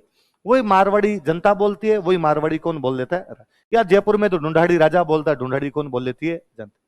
खेल कूद क्या है? वही कोई चौपड़ पासे राजा खेलता है, वही कोई चौपड़ पासे जनता खेल लेती है। तो सबकी इनकी दिनचर्या एक जैसी है, उस दिनचर्या में कोई भी फर्क है? राजा जनता के बीच में भी जाता है तो वहीं सामने जनता बैठती है, वहीं आगे राजा बैठ जाता है। बस इतना है कि राजा के लिए चेयर लगा देते होंगे, जनता नीचे बैठ जाती होगी, बाकी धूल में ही बैठते हैं सारे जागे। ये नहीं कि राजा के लिए गांव में सिंहासन लगाते होंगे, कुछ ही ऐसा नहीं। तो सबका एक जैसा सा जीवन है, इसलिए इन लोगों को ऐसा कभी फील नहीं होता कि अपने अलग अलग है। इसलिए राजा के कोई भी दिक्कत आती है तो जनता उसका साथ देती है। फिर राजा टाइम टू टाइम अपने लोगों के बीच में जाता है और जाके उनकी प्रॉब्लम पूछता भी रहता है, भाई कोई मेरे लायक कोई सेवा हो तो बताओ। तो जनता एक कनेक्शन फील करती है राजा के साथ कि यार हमारा आदमी है ये। तो अंग्रेजों ने कहा ये जो बॉन्ड है बीच का, इसको तोड़ दिया जाए, ये जो कनेक्शन है इसको तोड़ दिया जाए। तो क्या किया जाए इस बॉन्ड को तोड़ने के लिए? तो कहा एजुकेशन सिस्टम जो है उसको चेंज किया जाए। एजुकेशन से आप किसी भी प्रकार के आइडियाज किन्हीं भी लोगों के अंदर भर सकते हैं। अंग्रेजों का एक ऑफिसर था, उसका नाम था वोल्टर। क्या नाम था अफसर का? ये 1869 के अंदर एक प्लान देता है और ये प्लान देता है कि राजा महाराजाओं के बच्चों के लिए अलग से स्कूल और अलग से कॉलेज खोलो। राजा महाराजाओं के बच्चे जो हैं वो आम लोगों के साथ में नहीं पढ़े, वरना अपने यहां सिंपल सिस्टम था कि पढ़ाने का काम था पंडित जी के पास। पंडित जी मंदिर में कहीं पे पढ़ाते, वहीं पे राजकुमार जाके पढ़ लेता, वहीं पे जनता आगे पढ़ लेती। या पंडित जी हो सकता राजकुमार को घर पे जाके पढ़ा के आ जाए, पर एजुकेशन सेम थी। वही बारखड़ी राजकुमार को रटवा के है, वही बारखड़ी जनता को रटवा दी। वही वेदों की कोई लाइन है राजकुमार को रटवाई, वही को रामचरितमानस की चौपाइयां जनता को रटवा दी। इसलिए एजुकेशन एक जैसी है। वोल्टर ने कहा कि राजा महाराजाओं के बच्चों की एजुकेशन अलग कर दो, इनके कॉलेज ही अलग होने चाहिए, ये जनता के साथ में रहने ही नहीं चाहिए। फिर ऐसा कोई बच्चा जो कभी जनता के साथ रहेगा ही नहीं, वो आगे चलकर जब राजा बनेगा तो जनता के साथ कोई भी कनेक्शन फील। तो इनके लिए कॉलेज बनाया गया अपने यहाँ पे, मेयो कॉलेज। कौन सा बनाया गया? अजमेर के अंदर मेयो कॉलेज बनाया गया 1875। कब बनाया गया? प्लान कब का है? प्लान देने वाला कौन था? वोल्टर। कॉलेज कौन सा बनाया गया? मेयो, भारत का गवर्नर जनरल था, उसके नाम पर कॉलेज का नाम क्या कर दिया गया? Mayo college. और ऐसा पहला कॉलेज कहां पर बनाया गया? स्वाभाविक बात है, राजस्थान में अंग्रेजों के पास जगह ही कौन सी थी? अजमेर। तो कॉलेज भी कहां पर बनाएंगे? अजमेर। तो उन्होंने अजमेर के अंदर मेयो कॉलेज बना दिया। तो अब राजा महाराजाओं के बच्चे कहां पढ़ेंगे? मेयो कॉलेज पढ़ेंगे ना, अजमेर पढ़ेंगे। फिर यहां से हायर एजुकेशन के लिए चले जाओ इंग्लैंड। कहां चले जाओ? अब वो जो इंग्लैंड से बच्चा पढ़ गया था, उसके खेल कूद, उसकी भाषा, उसका रहन सहन पूरी तरीके से अलग था। अब वो धोती कुर्ता नहीं पहन के कोट पैंट पहन रहा था, है ना। पहले वो चौपड़ पासे कोई घुत्तादड़ी मारदड़ी टाइप की खेल खेल रहा था, गांव वाले सतोलिया खेल रहा था। अब वो कह रहा था मैं खेलूंगा पोलो, मैं खेलूंगा गोल्फ, मैं खेलूंगा क्रिकेट, मैं खेलूंगा शूटिंग। भारत में चारों गेम किसी टाइम में राजा महाराजाओं के थे। पोलो खेलने के लिए घोड़े चाहिए, घोड़े राजा के पास ही, और तो किसी के पास हो नहीं सकते। शूटिंग के लिए आपके पास बंदूकें चाहिए, बंदूकें राजा के पास और किसी के पास हो नहीं सकती। गोल्फ खेलने के लिए आपके पास बड़ा मैदान चाहिए, इतनी बड़ी जमीन राजा के पास हो सकती है, आम जनता के पास हो नहीं सकती। क्रिकेट खेलने के लिए आपके पास फालतू टाइम चाहिए, फालतू टाइम राजा के पास ही हो सकता है। और किसके पास पड़ा देता है, भाई खेत में काम करें जाके, तुम्हारी क्रिकेट खेलते रहे। तो ये सारे के सारे काम अंग्रेजों के सिखाए हुए थे कि भाई राजा अलग ही खेल खेलेंगे तो इनका जनता से कोई भी लेना देना। पहले राजा जो था वही देसी ठर्रा ढोला मारू राजा पिया करता था, वही ढोला मारू जनता पी लिया करती थी। अब राजा को उनका स्कॉच है ना, तू तू तेरे पैक अलग ले यार, इनके साथ कहां पर बैठा हुआ है। अब वो पहले वो भी मारवाड़ी बोल रहा था, जनता मारवाड़ी बोल रही थी, अब वो इंग्लिश बोल रहा था। पहले राजा धूल में जनता के साथ जाके बैठ जाता, अब जो राजा बन रहा था उसको डस्ट से एलर्जी थी, है ना, अलग प्रकार के लोग आ रहे हैं ना। तो ये 2016 का क्वेश्चन था कि कौन से अंग्रेज अफसर ने कहा था कि राजा महाराजा के बच्चों के लिए अलग से स्कूल बनाओ, वर्ल्ड किसने कहा था? देखो, राजा तथा जनता के आपसी संपर्क को तोड़ने के लिए, राजा तथा जनता के आपसी संपर्क को तोड़ने के लिए, to break internal connection between king and public, to break internal connection between king and public, राजा तथा जनता के आपसी संपर्क को तोड़ने के लिए, to break internal connection between king and public, राजा तथा जनता के आपसी संपर्क को तोड़ने के लिए राजा महाराजाओं के बच्चों के लिए अलग से स्कूल व कॉलेज स्थापित किए गए।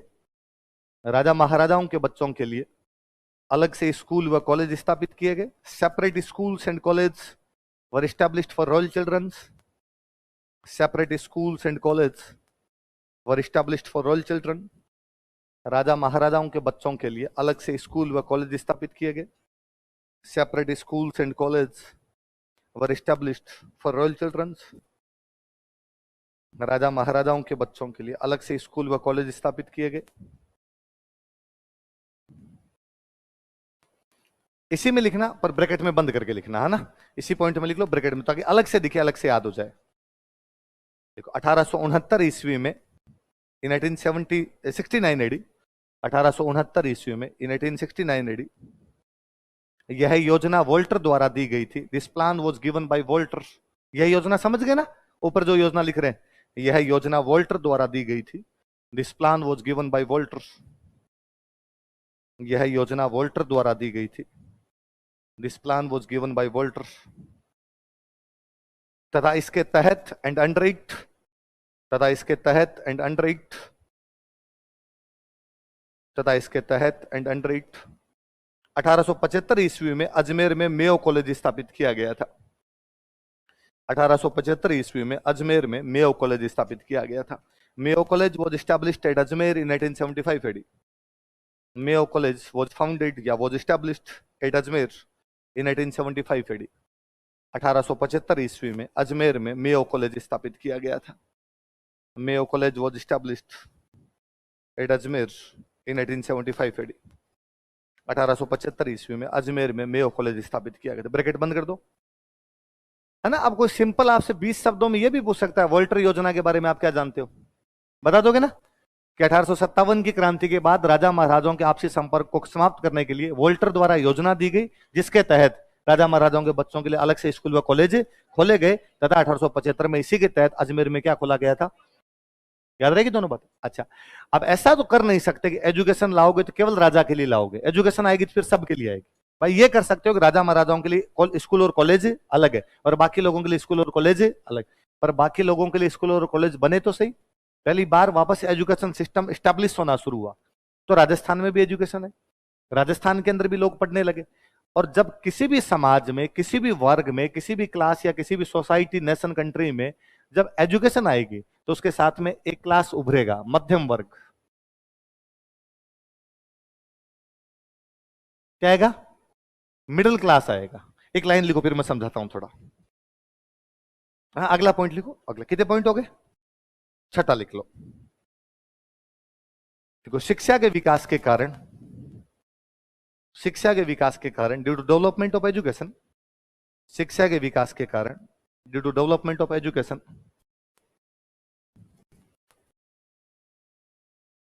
राजस्थान में मध्यम वर्ग का उदय हुआ। Middle class was evolved in Rajasthan. Rajasthan में मध्यम वर्ग का उदय हुआ। Middle class was evolved in Rajasthan. Rajasthan में मध्यम वर्ग का उदय हुआ। Middle class was evolved in Rajasthan. लिख नहीं रहे आप? लिख लिया? राजस्थान में मध्यम वर्ग का उदय हुआ। इसे कंटिन्यू करो, फिर मैं समझा दूंगा। जिसने आगे चलकर हमारे स्वतंत्रता संग्राम का नेतृत्व किया था, जिसने आगे चलकर हमारे स्वतंत्रता संग्राम का नेतृत्व किया था, which led our national movement further, which led our national movement further, जिसने आगे चलकर हमारे राष्ट्रीय आंदोलन का या हमारे स्वतंत्रता संग्राम का नेतृत्व किया था, राष्ट्रीय आंदोलन का नेतृत्व किया था, which led our national movement further, जिसने आगे चलकर हमारे राष्ट्रीय आंदोलन का नेतृत्व किया। सुनना, देखो थोड़ी सी बातें आगे खूब काम आएगी आपके। किसी भी समाज में 3 प्रकार के वर्ग हो सकते हैं।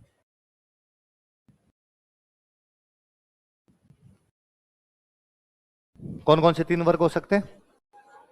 उच्च वर्ग, मध्यम वर्ग और दुनिया की तमाम क्रांतियां, दुनिया के तमाम आंदोलन, दुनिया के तमाम सोशल रिफॉर्म, दुनिया के तमाम इन्वेंशंस सारे मध्यम वर्ग ने किए हैं।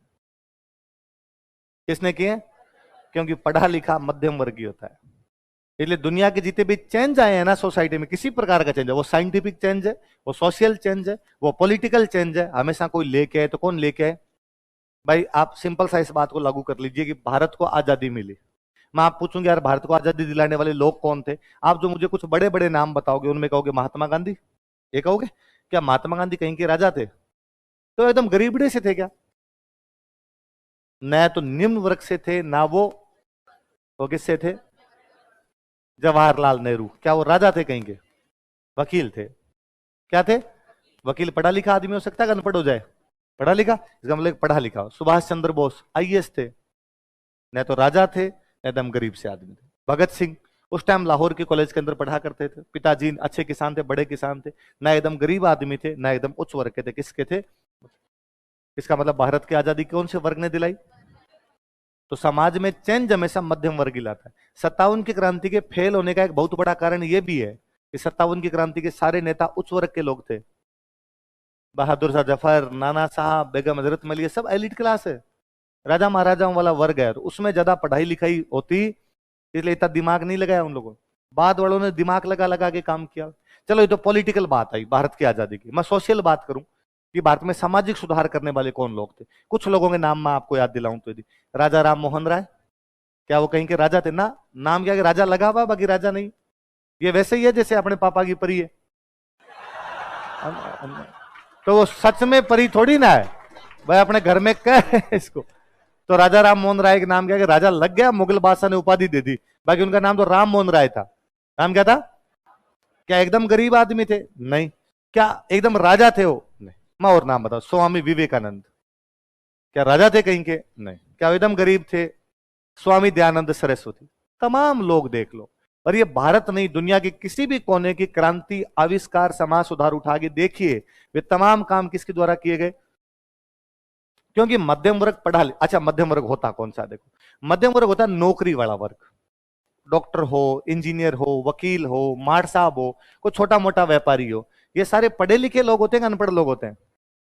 और एजुकेशन ही समाज में सुधार करती है। एजुकेशन के अलावा समाज में सुधार करने का दूसरा कोई भी तरीका, जिन जिन समाज में एजुकेशन आती है उनमें वैसे वैसे सुधार होते चले जाते हैं। यह है कहीं जल्दी हो जाते हैं, कहीं पे थोड़े लेट होते हैं। वो लोगों का एक स्तर भी, लेवल भी पता होता है उसे, उस हिसाब से होता है। पर बिना एजुकेशन के कोई भी सोसाइटी अपने आप में किसी भी प्रकार के सुधार नहीं कर पाती। इसलिए समाज में 3 वर्ग होते हैं। एक वो वर्ग जो कौन सा होता है? उच्च वर्ग।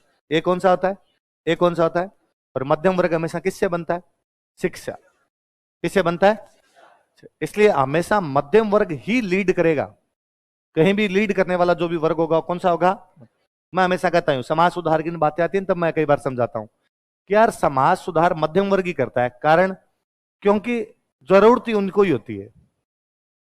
उच्च वर्ग को, निम्न वर्ग को कभी जरूरत भी दे। मैं एक बताऊं नॉर्मल सा, घूंघट, घूंघट है। उच्च वर्ग की महिलाएं कभी घूंघट, आपने कभी देखा कि मुकेश अंबानी की वाइफ घूंघट करती हो? है? कभी आपने यूं थोड़ा नोटिस किया कि भाई मोदी जी कभी मुकेश अंबानी के घर जाते हो और जैसे मोदी जी घुसे, नीता अंबानी का आगे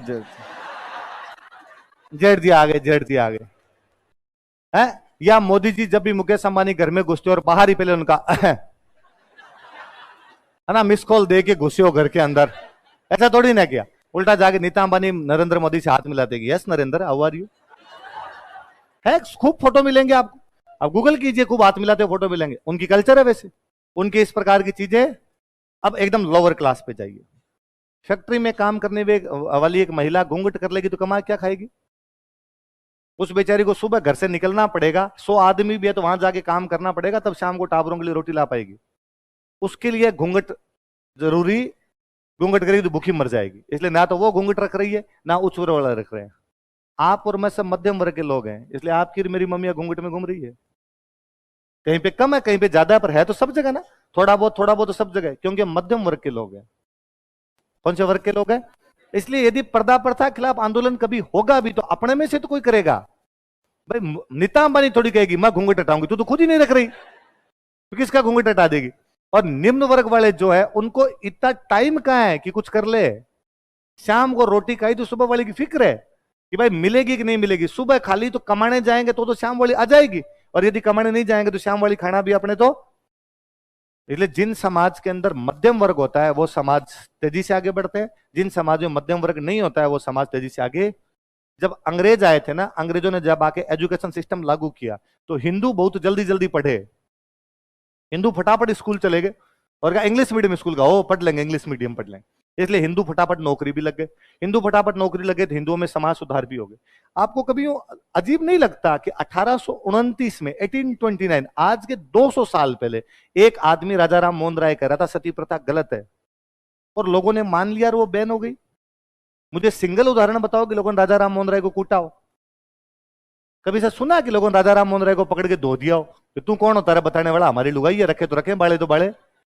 नहीं कहा ना, राजा राम मोहन राय की बात मानी ना। कम ज्यादा मानी वो हो सकता है, पर किसी ने इतना बड़ा विरोध भी राजा राम मोहन राय का क्यों नहीं किया? क्योंकि समाज में एजुकेशन थी, इसलिए समाज को पता था है तो गलत, मांग उसने की। पहली बात, कोई ईश्वर चंद्र विद्यासागर है, उन्होंने कहा विधवाओं की शादी होनी चाहिए। भाई 1856 में कानून बना गया, 1856 का कानून है कि विडो रीमैरिज होनी चाहिए। आज के 150 साल पहले हमने समाज में सुधार कर लिया था।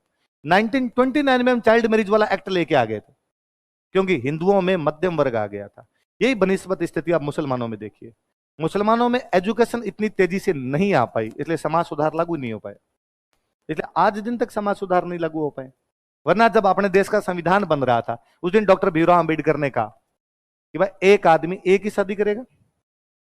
कोई वहां खड़े होकर नहीं कह रहा था कि मैं 5-7 लोग ही रखूंगा, वरना वहां सारे हिंदू हिंदू बैठते। कोई अंबेडकर को कहते थे भाई हमारी श्रद्धा है, हम 5 रखें 7 रखें, हमारे पे कितनी रख ले, तुम कौन होते हो कहने वाले, है ना। उस दिन अंबेडकर सर ने एक सिंपल सी लाइन बोली कि लड़कियों को भी संपत्ति में उतना ही अधिकार मिलेगा जितना लड़कों को है। ये राइट टू प्रॉपर्टी 1 मिनट में पास हो गई। जैसे उन्होंने कहा, ज्यादातर लोगों ने मान ली, किसी ने विरोध भी किया तो जो समर्थन करने वालों ने कहा चुप रहे, फालतू में पढ़ा लिखा आदमी हो गया, बेटा बेटी में भेदभाव करता है। 2 आदमी खड़े हुए, 10 ने विरोध किया तो 2 चुपचाप बैठ गए, क्योंकि एजुकेशन थी। उस दिन ये कि ये बातें वहां मुस्लिमों के लिए भी आई थी कि ये सुधार करें, पर समाज में एजुकेशन नहीं थी, इसलिए बाकी लोग पीछे हटे। ना ना ना ना, ये पंगा यदि लिया तो लफड़ा हो जाएगा, रहने दो। समाज में जब एजुकेशन आएगी धीरे धीरे अपने आप ही समाप्त हो जाएगी, और होगी जैसे जैसे एजुकेशन आएगी समाज में सब में सुधार हो जाएंगे। बस किसी में जल्दी होंगे और किसी में क्या होंगे, लेट होंगे। तो हमेशा समाज में चेंज लाने वाला, ड्रेस्टिक चेंज यदि कोई समाज लेके आता तो वो कौन सा लेके आता? मध्यम वर्ग, क्योंकि एजुकेशन उसी के पास होती है। इस बात को आप यूं और समझ लो, उच्च वर्ग शिक्षा प्राप्त करता ही नहीं, या करता भी है तो उसकी शिक्षा अलग प्रकार की होती है। क्या आपको कभी लगता है कि मुकेश अंबानी का बेटा कहता होगा कि आरएस का फॉर्म कब निकलेगा, ईओ का भर देता हूं पहले, इस बार तो रीट दे लूं, रीट हो जाए तो ठीक रहे? नहीं सोचते ना। उनकी एजुकेशन भी वैसे है कि अमेरिका से एमबीए करके आ गए थे। अब कौन सा एमबीए किया, क्या किया, वही जाने, उनकी ब्रांच जाने, वो जाने। एकदम एकदम जो निम्न वर्ग होता है वो एजुकेशन नहीं प्राप्त करता, उनके एजुकेशन के रास्ते बंद है, उनका और एजुकेशन का आपस में सीधा सीधा कोई भी लेना देना। मैं हमेशा कहता ही हूं, जब कई बार कोई स्टूडेंट आके कहता है कि सर मैं गरीब हूं, मुझे लगता है गरीब होते तो तुम बीए कर ही नहीं पाते। जो वास्तव में गरीब है उनके बच्चों ने 5वीं पास नहीं की। जो वास्तव में बिलो पॉवर्टी लाइन है, जो बीपीएल है, उनके बच्चों को 5वीं से पहले पहले कहीं आइसक्रीम की रेडी लगानी पड़ती है ताकि घर वालों के लिए कमा के लाएं। मैं जब देखता हूं कि मेरे साथ में 5वीं तक मेरे गांव में जो बच्चे पढ़ते थे उनमें से कितने हाइयर एजुकेशन में आए, कितने लोगों ने 10th की, कितने लोगों ने 12th की, कितने लोगों ने ग्रेजुएशन की, कितने लोगों ने पीजी की, और कितने लोग 5वीं में छोड़ गए। तो जो 5वीं में छोड़ने वालों का प्रतिशत है वो मैं देखता हूं कि वो हमारे गांव के वो गरीब लोग ही थे। उनके बच्चे को किसी किसान के ट्रैक्टर पर काम करना पड़ रहा था, उनके बच्चे को किसी किसान के कोई गायें चरानी पड़ रही थी, या कोई देशावर जाके काम करना पड़ रहा था। एजुकेशन का रास्ता उसके पास में नहीं था, क्योंकि वो जानता था कि मेरे घर को पालने के लिए मुझे काम करने पड़ेंगे, एजुकेशन मुझे दी नहीं जा सकती। तो गरीब एजुकेशन प्राप्त नहीं करता है, ये सच्ची कड़वा सच है भारत का, हम इसे माने नहीं माने। पर हमने गरीबी को भी अजीब सी तरीके से ग्लोरीफाई करना शुरू कर दिया। मुझे कभी नहीं समझ में आता कि लोग कहते हैं लाल बहादुर शास्त्री गरीब थे। काहे गरीब थे यार? 1920 के आसपास में पढ़ रहे थे, वो एजुकेशन मिल रही थी, इसका मतलब वो गरीब तो कतई। फिर कोई आग कहता है कैसे थे गरीब, तू बता दे के। उनको शास्त्री की उपाधि ले, शास्त्री जाति नहीं है, शास्त्री बीएड है। जैसे राजस्थान में बीएड होती है, यूपी में बीएड को शास्त्री बोलते हैं, और जो बीएड कर लेता नाम क्या के शास्त्री लगाता, वो कायस्थ थे, जाति के जो कायस्थ थे नाम क्या के शास्त्री लगाते ही थे, क्योंकि उनके पास शास्त्री की डिग्री थी। तो फिर कोई आग कहता है कि सर वो नदी तैर कर पार करते थे, तो उड़ के कौन कौन करता है? सब नदी तैर के ही पार करते हैं यार। और नदी थी तो सारे जब तैर के जा रहे थे वो भी तैर के ही पार कर रहे थे, उसमें क्या है? पर उनके पास उस समय भी एजुकेशन के रास्ते थे, बहुत बड़ी बात। मुझे ये भी बड़ा अजीब लगता, कोई कहता है गांधी जी बेहद सामान्य परिवार से थे। अरे यार वो लंदन पढ़ के आए थे, है ना, उस समय, आज के 150-200 साल पहले। हम आज जयपुर आ गए ना पढ़ने के लिए आप सब, तो अभी आपके घर वाले 3 बार गिना, तू जयपुर रह, मैं 8,000 दिया, उस 8,000 के लिए दिन में 3 बार गिनाते हैं। आप तो अपनी अगली 2 पीढ़ी भी नहीं सोचेगी लंदन किधर है। वो यार आज के 4 पीढ़ी पे लंदन पढ़ गए। कोई आ गए थे सर एपीजे अब्दुल कलाम गरीब थे, एस्ट्रोनॉटिकल इंजीनियरिंग की थी, आप में से कई नाम नहीं जानते, ऐसी भी कोई ब्रांच होती है क्या? इस इलेक्ट्रिकल इलेक्ट्रॉनिक्स से बाहर नहीं निकल पा रहे। किस बात के गरीब थे? उस समय उनको बहुत अच्छे रास्ते मिल रहे थे पढ़ने के, जिनको पढ़ाई के अवसर मिल रहे हैं। आप यकीन मानिए आप गरीब तो कतई। गरीबी सापेक्ष है। गरीबी ये भी हो सकती है कि यूं तो मुकेश अंबानी का बेटा भी कहता होगा कि पापा कितना कम धन है ना, बिल गेट्स को देखो कितना लिए बैठा है, अपने पास तो इतना है ही नहीं। तो किसी दूसरे की तुलना में आप हमेशा क्या होते हो? फिर गरीबी के लेवल अलग अलग, कहीं आपको पैसे के आधार पर गरीबी लगती है, कहीं पे आपको लाइफस्टाइल के आधार पर गरीबी लगती हो। मुझे याद आता है, मैं 12th क्लास में था, साइंस थी सब्जेक्ट, मैथ्स था। तो हमारे एक हिंदी के मैम आते, तो एक दिन हिंदी की मैम क्लास, बहुत भले बहुत अच्छे मैम, वो एक दिन क्लास में आके कहा कि देखो साइंस वाले बच्चों की हिंदी इंग्लिश कमजोर होती है। और सच्ची बात भी थी, हम हमारा पूरा ध्यान फिजिक्स केमिस्ट्री मैथमेटिक्स में लगाए रखते हैं साइंस वाले, तो उधर हिंदी इंग्लिश किसकी अच्छी हो। तो मैं तुम हिंदी वाले बच्चों की एक्स्ट्रा क्लास लूंगी 1 घंटे, क्या तुम सब तैयार हो? और सब बच्चों ने तालियां थपथपाई, यार मैम 1 घंटा एक्स्ट्रा पढ़ाएंगे, अपने हिंदी में भी नंबर अच्छे आ जाएंगे, परसेंटेज सुधरेंगे। मैम ये घोषणा करके क्लास से चले गए। तो हम क्लास के 3 लड़के उठ के मैम के पास स्टाफ रूम में गए और मैम को जाकर कहा कि मैम थैंक यू, आपने हमारे बारे में इतना अच्छा सोचा कि आप हमारे एक्स्ट्रा क्लास लेंगे, पर मैम हम आपके एक्स्ट्रा क्लास के अंदर नहीं बैठेंगे। तो क्यों नहीं बैठोगे? तो मैम 2 रीजन है, एक तो हमारी हिंदी थोड़ी ठीक है, आप हमारे नंबर देख लो, हमारे नंबर हमेशा हिंदी में अच्छे हैं। हालांकि हम ये भी नहीं कहना चाहते कि आपकी क्लास से हमें कोई फायदा नहीं होगा, मैम फायदा हो भी जाएगा आपकी क्लास में भी। पर मैम एक प्रॉब्लम दूसरी और जेन्युइन प्रॉब्लम है हमारी, हम मैम यहाँ पे रूम लेके रहते हैं, हमारे मम्मी पापा यहाँ साथ में नहीं रहते। कैसे? तो मम्मी पापा तो गांव रहते हैं, और यहाँ से गांव मेरा 200 किलोमीटर आगे पड़ता है, मैं तो यहाँ पे रूम लेके रहता हूँ, इसलिए खाना मैं खुद बनाता हूँ। इसलिए 7 बजे स्कूल होती है, 1:30 बजे छुट्टी होती है, मैं 1:30 बजे जाके खाना बनाता हूँ, तो खाना मेरे से होता है 2:30 बजे तक। फिर मैं खाता हूं, तो मैं सुबह वाला खाना 3 बजे खाता हूं। सुबह मैं नाश्ता करके भी नहीं आता कि नाश्ता हमें कौन बना के दे मैम, पर हमारी आदत पड़ी हुई हमेशा करते हैं। यदि आपने 1 घंटा एक्स्ट्रा क्लास ली तो हमें सुबह वाला खाना 4 बजे मिलेगा। मैम भूखे मर जाएंगे, भूखे मर के कैसे पढ़ेंगे? और दो मेरे साथ और थे, उन दोनों ने सेम बात की, सेम जो राजवीर बोल रहा है हमारी प्रॉब्लम भी है। और मैम का अचानक चेहरा एकदम चेहरा उतर गया मैम का। मैंने कहा तुम खाना बनाते हो? हमने पूरा मैम हाँ, तुम्हें आता है खाना बनाना? जी मैम। कब से खाना बनाते हो? सिंस 1999। मैं जब 6 क्लास में आया था तब से, और तुम बना लेते हो। अब मैं मन ही मन सोचूं मैं बारात जिमा दूं, मैं तो एक्सपर्ट हूं मैम, आपसे अच्छा बना लूं मैं खाना। फिर हमने कहा हाँ मैम बना। अब मैम हम तीनों को क्लास में लाए वापस, और क्लास में लाके कहा कि देखो मेरी पूरी इच्छा थी कि मैं आपकी एक्स्ट्रा क्लास लूं, पर इन कुछ गरीब बच्चों के कारण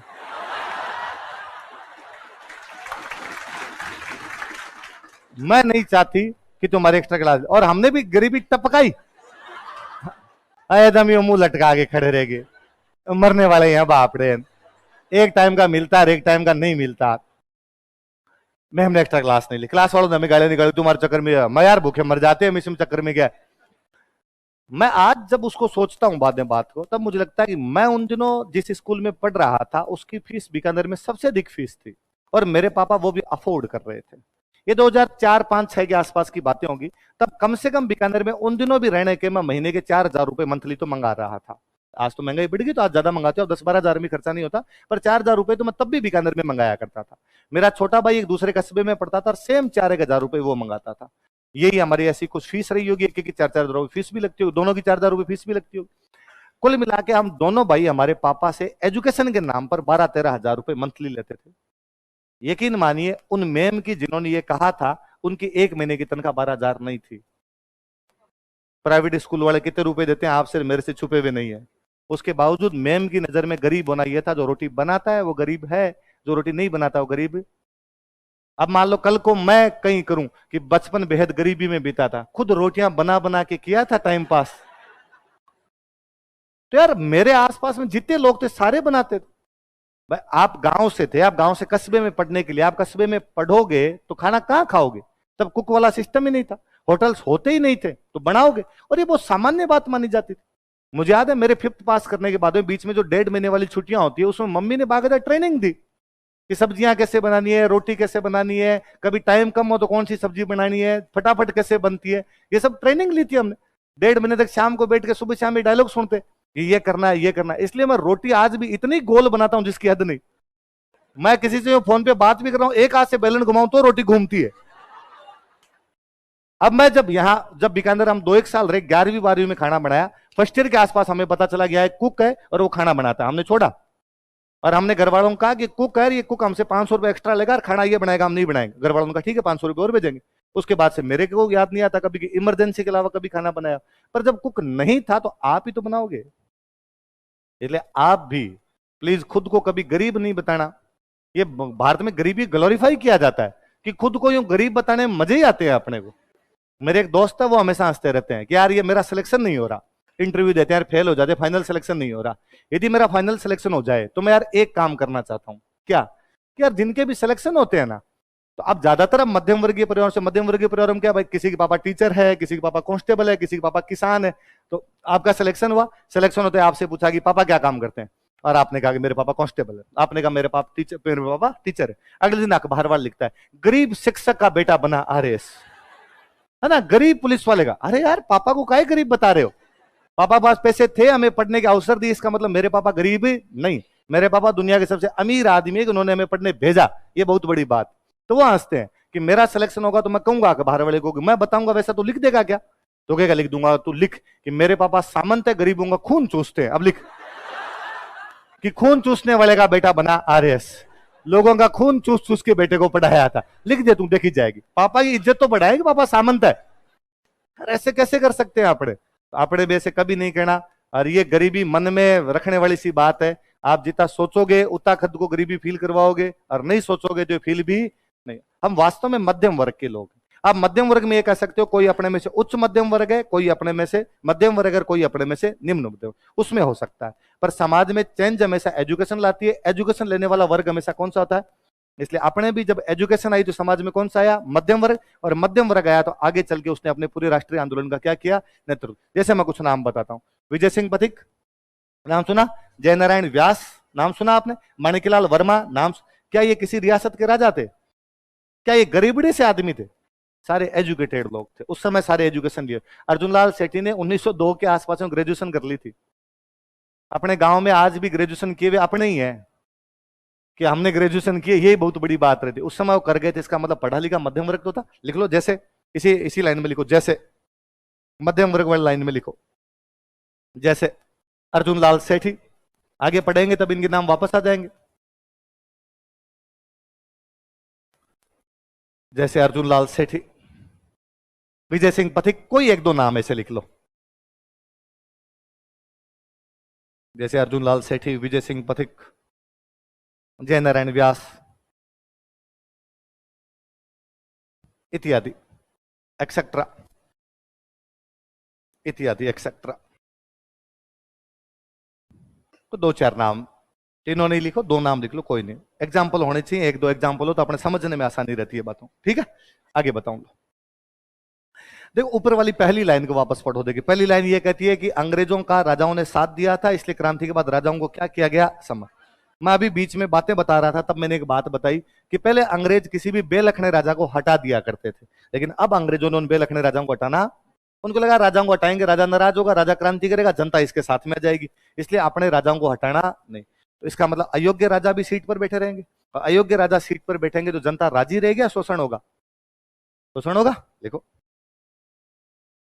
अंग्रेजों ने अयोग्य राजाओं को संरक्षण प्रदान किया, ब्रिटिशर्स प्रोटेक्टेड अनकेपेबल किंग्स, अंग्रेजों ने अयोग्य राजाओं को संरक्षण प्रदान किया, Britishers protected अनकेपेबल Kings,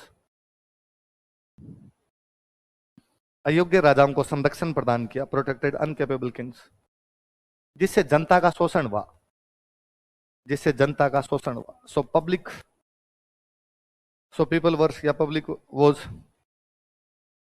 exploited, so public was exploited, जिससे जनता का शोषण हुआ, एक्सप्लॉइटेशन हुआ भाई उनका, पब्लिक वॉज एक्सप्लॉइटेड, जिससे जनता का शोषण हुआ। भाई किसी भी शासन, आज का भी शासन, कोई अच्छा मुख्यमंत्री नहीं हो तो बात जनता का क्या होगा, शोषण ही होगा। और दूसरी चीजें ये मैं जो बता रहा हूं भाई, एक तो अयोग्य राजा है तो जनता की तरफ वैसे भी ध्यान है नहीं, फिर वो भी आया कि जनता और राजा के बीच का कॉन्टेक्ट उतना अच्छा नहीं रहा जितना पहले अच्छा हुआ करता। पहले यह था कि राजा जनता के बीच में जाता, जनता के बीच में जाता, उसे पता होता कि इस बार अकाल पड़ गया, अकाल पड़ गया तो टैक्स क्या कर दें थोड़े, मतलब इवन अपने यहां तक था कि किसी किसान की बेटी की शादी है उससे टैक्स कम लेते उस साल, खर्चा हो गया रे भाई थोड़ा कम ले लो, अगली साल जमा करा देगा। किसी घर में किसी की डेथ हो गई तो डेथ मृत्यु भोज में अपने खर्चा होता है, तो कहते देखो आज भी आप नोटिस करो, अपने जो 12वां करते हैं, 12वां समझ गए, उस गांव में बोलते खर्च है, बूढ़े व्यक्ति मरे और उनका तो खर्च है, खर्च क्यों करते, क्योंकि उसमें खर्चा लगता था, तो खर्चा लगा तो राजा कहता भाई थोड़ा कम ले लो, इस बार कम, कितना टैक्स देना तेरे को, कि 5 बोरी बाजरी देनी है, कि चल तू 3 जमा करा दे, 2 अगली बार जमा करा देना, कोई बात नहीं। पर ये कब पता चलेगा राजा को, जब वो जनता के बीच में जाएगा, जनता के बीच जाए नहीं तो पता चलेगा। अब राजा केवल महल के अंदर बैठा था, महल के अंदर बैठा था, जनता के बीच में नहीं जा रहा था, तो उसकी लग्जरी बढ़ गई। पहले जनता के बीच में जाता तो जनता की समस्याएं बताती, वो जनता की तरह रहा करता था। अब वो बाहर से पढ़ के आ रहा था, अब स्कॉच पी रहा था, अब कोई ज्यादा लेना देना उसको नहीं था। लिखो लिखो, अंग्रेजी संरक्षण के कारण, ड्यू टू ब्रिटिश प्रोटेक्शन, अंग्रेजी संरक्षण के कारण, ड्यू टू ब्रिटिश प्रोटेक्शन, राजाओं की विलासिता बढ़ गई थी, luxury of Kings was increased, राजाओं की विलासिता बढ़ गई थी, luxury of Kings was increased, राजाओं की विलासिता बढ़ गई थी, luxury of Kings was increased, राजाओं की विलासिता बढ़ गई थी, luxury of Kings was increased. तो अब विलासिता के लिए पैसे ज्यादा चाहिए कम चाहिए, ज्यादा चाहिए, तो राजा क्या बढ़ाना शुरू कर देते हैं, टैक्स। देख लो, अतः राजाओं ने भू राजस्व बढ़ाना प्रारंभ कर दिया, अतः राजाओं ने भू राजस्व बढ़ाना प्रारंभ कर दिया। So kings used to raise land revenue, so kings used to raise land revenue, अतः राजाओं ने भू राजस्व बढ़ाना प्रारंभ कर दिया। Kings used to raise land revenue, हाँ क्या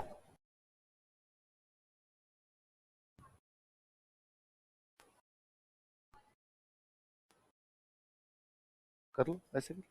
पर अपने को तो अंग्रेजों की बातें कभी अच्छी बतानी नहीं, अंग्रेजों वाले सारे नकारात्मक ही बताने हैं भाई। मॉडर्न इंडिया का सीधा सा एक तो आपको लग रहा है, अपने तो यही कहेंगे कि साहब एजुकेशन आई थी तो हमारा पूरा सिस्टम भ्रष्ट हो गया था एकदम, अंग्रेजों के आने से पहले हम अच्छे थे, अंग्रेजों के आने के बाद बुरे हो गए, एजुकेशन ही खराब आ गई। आज दिन तक हम एजुकेशन को गालियां निकालते हैं।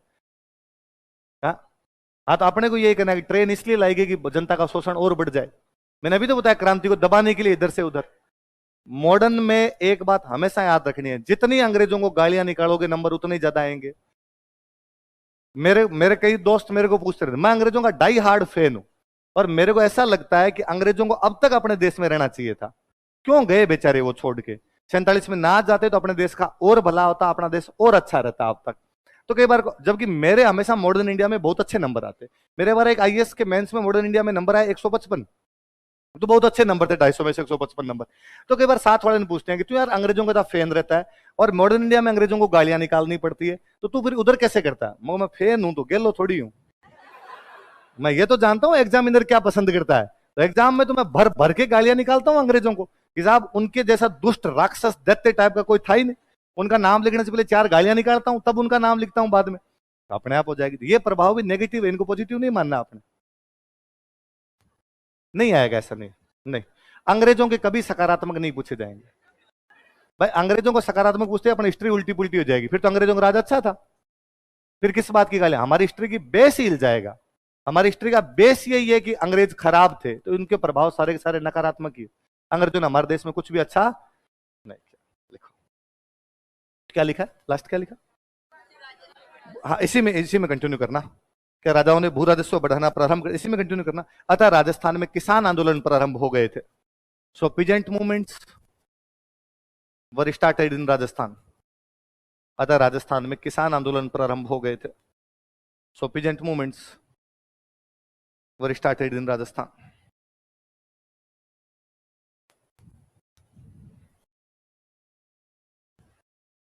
राजस्थान में किसान आंदोलन क्या हो गए थे, प्रारंभ हो गए थे। हम ये भी कह सकते हैं कि जनता भले खुल के साथ में नहीं आई हो, फिर भी दबे छुपे जनता क्रांति के पक्ष में थे। अपने देखते हैं कोटा की जनता जयदयाल करीन के पक्ष में आ गई थी। ये आपके इधर गुर्जर और मेयो थे, ये भरतपुर में पूरे पूरे एकदम विद्रोह कर बैठे थे यहाँ पर। तो सब जगह विद्रोहियों के प्रति सहानुभूति तो थी, बहादुर शाह इनके प्रति सबके प्रति सहानुभूति देखने को।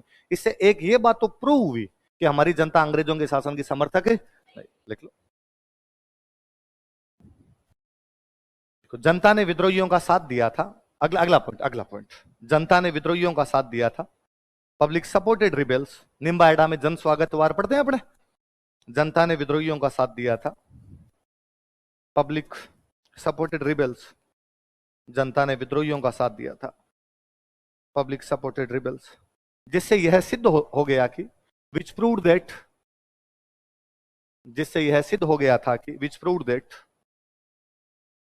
जिससे यह सिद्ध हो गया था कि विच प्रूव्ड दैट कि राजस्थान की जनता अंग्रेजों की समर्थक नहीं है या अंग्रेजी शासन की समर्थक नहीं है। Public of Rajasthan was not British supporters, कि राजस्थान की जनता अंग्रेजी शासन की समर्थक नहीं है। That public of Rajasthan was not British supporters, Rajasthan की जनता अंग्रेजी शासन की समर्थक नहीं है। एक बात और देखो, एक इतिहासकार में अपने एक बहुत अच्छे आरसी मजूमदार, नाम सुना कभी आपने, रमेश चंद्र मजूमदार नाम करके बहुत अच्छे हिस्टोरियन वे। मजूमदार सर एक बड़ी मजेदार लाइन कहते हैं। मजूमदार सर कहते हैं कि यार जब क्रांति हुई थी ना, तब कोई चेंज नहीं आया बड़ा। 57 में क्रांति हुई, हमारा उद्देश्य क्या था कि अंग्रेजों को देश से बाहर निकालना, लेकिन अंग्रेज देश से बाहर गए नहीं, उल्टा अंग्रेजों का राज मजबूती से जम गया और मजबूत कर बैठे हम अंग्रेजों के राज को। तो क्रांति ने तात्कालिक रूप से हमें कोई भी फायदा, लेकिन जब क्रांति हो गई उसके बाद जो आगे के साल है उसमें लोगों को क्रांति ने मोटिवेट किया। क्रांति ने क्या किया, बाद में हमें हमेशा लगता रहा कि बाद 1885 में जब कांग्रेस बनी, नेशनल मूवमेंट शुरू हुआ, तो हमारे दिमाग में हमेशा एक बात थी कि यार 57 में हमने थोड़ा सा चूक गए वरना अंग्रेजों को निकाल देते। आगे कोई भगत सिंह आंदोलन कर रहे हैं तो वापस करें, यार 57 में किया था ना वैसा कर जाएंगे तो इस बार सफल हो जाएंगे। बार बार हमें क्या याद आ रहा था, इसका मतलब 57 की क्रांति हमारे नेशनल मूवमेंट के लिए किसका काम कर रही है, मोटिवेशन का काम कर रही थी, प्रेरणा स्रोत का काम कर रही थी। तो एक अच्छी लाइन यूज में लेते हैं, वो कहते हैं जिंदा हाथी लाख का, मरा हाथी 1.25 लाख का। क्या लाइन है, जिंदा हाथी लाख का, मरा हाथी। एक हाथी जिंदा होता है ना तो अपनी जिंदगी में ज्यादा से ज्यादा अपने मालिक को कितने रुपए कमा के दे सकता है, 1 लाख। क्या क्या कर सकते हैं हम, हाथी का क्या यूज है, बोझा डोलो, इधर से उधर कोई सामान लेके चले जाओ, उससे ज्यादा खा जाता है वो, ज्यादा कमाता नहीं उससे ज्यादा तो वो खाए। पर हाथी मर जाए तो मरते ही उसका दांत 1.25 लाख का बिके। तो हाथी जिंदा काम का नहीं है, हाथी कब काम का है, मरने के बाद ज्यादा काम का हो जाता था। क्रांति हुई थी तब काम की नहीं, जब होके खत्म हो गई उसके बाद ज्यादा काम आई। हमारे लोगों को मोटिवेशन क्रांति ने खूब दिया था। अपने अपने भी कह सकते हैं कि 57 की क्रांति ने राजस्थान में जो भी राष्ट्रीय आंदोलन हुआ था उसके लिए किसका काम किया था। देखो, क्रांति ने आगामी राष्ट्रीय आंदोलन के लिए प्रेरणा स्रोत का कार्य किया था। Revolt worked as motivator. क्रांति ने आगामी राष्ट्रीय आंदोलन के लिए प्रेरणा स्रोत का कार्य किया था। रिवोल्ट वर्कड एज इंस्पिरेशन या वर्कड एज मोटिवेटर। क्रांति ने आगामी राष्ट्रीय आंदोलन के लिए प्रेरणा स्रोत का कार्य किया था, वर्कड एज मोटिवेटर या worked as inspiration for forthcoming national movement. आगामी राष्ट्रीय आंदोलन के लिए प्रेरणा स्रोत का कार्य किया था, वर्कड एज मोटिवेटर या worked as inspiration for forthcoming national movement. इसी में कंटिन्यू करना लाइन, फिर मैं समझाता हूं अर्थ, इसी में लिखना। तथा कुशाल सिंह चांपावत एंड कुशाल सिंह चांपावत, याद आ गया? तथा कुशाल सिंह चांपावत एंड कुशाल सिंह चांपावत राजस्थान की लोक कहानियों तथा लोकगीतों का नायक बन गया था, became hero of Rajasthani folk stories and folk songs. Rajasthan की लोक कहानियों तथा लोकगीतों का नायक बन गया था, became hero of Rajasthani folk stories and folk songs. Rajasthan की लोक कहानियों तथा लोकगीतों का नायक बन गया था, became hero of Rajasthani folk stories and folk songs. Rajasthan की लोक कहानियों तथा लोकगीतों का नायक बन गया था। कि यार यदि क्रांति भले ही फेल हो गई थी, कुशाल सिंह चांपावत और देश को आजादी नहीं दिला, पर फिर भी हमने उनको बार बार याद किया। हर होली पर हम गीत गा रहे थे कि ढोल बाजे, चंग बाजे, भेड़ो बाजे बांकी और मैकमेसन ने मार के औ माथे टांगियो। कि हम बार बार याद कर रहे थे कि हमने मैकमेसन को मार के कहां लटका दिया था। अब जनता यदि इसको याद कर रही थी, इसका मतलब जनता के दिमाग में थी कि 57 में कुछ तो किया है। उस बार सफल नहीं हुए, लेकिन इस बार हम क्या हो जाएंगे उससे। आई बात समझो? तो ये क्रांति के क्या हो गए प्रभाव। कितने पॉइंट लिखे?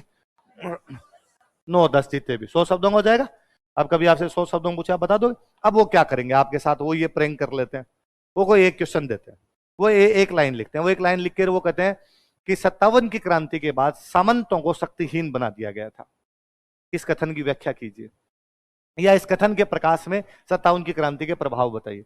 अपने क्या करते हैं, ऊपर से नीचे तक लेके सामंत सामंत सामंत कर देते हैं, और अपने वैसे लिखते हैं हाँ यह बात सही है या मैं इससे सहमत हूं, क्योंकि 57 की क्रांति से पहले ही सामंतों के विशेषाधिकार समाप्त करने शुरू कर दिए गए थे, उनके द्वारा लिए जाने वाले कर समाप्त कर दिए गए थे, तथा उनकी सेनाएं भंग कर दी गई, जिससे सैनिक बेरोजगार हो गए थे। यही कारण है कि उन्होंने 57 की क्रांति में भाग लिया था, और 57 की क्रांति में उन्होंने विद्रोह किया था। इसलिए क्रांति के बाद अंग्रेजों ने सामंतों को पूरी तरीके से प्रभावहीन बना। और हम ऊपर से नीचे तक सारा सामंत सामंत लिख देते हैं ना, अपने को लिखना है कि हाँ 57 की क्रांति में सामंतों ने विद्रोहियों का साथ दिया, तथा कई जगह पर तो वो खुद विद्रोहियों के नेता बनकर उभर कर सामने आए थे। जैसे फलाना फलाना फलाना फलाना फलाना, सबके नाम लिखने, 2-4 के जो जो आपको नाम याद है वो लिखने। लेकिन 57 की क्रांति जैसे महान घटना का केवल एक परिणाम नहीं हो सकता। इस क्रांति ने भारत के राजनीतिक, सामाजिक, आर्थिक, सामाजिक, धार्मिक क्षेत्र में कई अलग अलग प्रभाव छोड़े थे, जो निम्न प्रकार है। सारे लिखने। बस मैंने वो जो परसों समझाया था या कल मैं जो बता रहा था कि तीसरी क्लास में तो सीधा आता था कि 57 की क्रांति के परिणाम बताइए। अब वो एक दे देगा, बाकी पूछेगा। आगे बात समझ। एक नया टॉपिक उठा लो, क्रांति की प्रकृति, नेचर ऑफ रिवोल्ट। हमने कारण पढ़े, असफलता के कारण पढ़े, परिणाम पढ़े। अब हम क्या पढ़ रहे हैं, क्रांति की प्रकृति, नेचर ऑफ रिवोल्ट।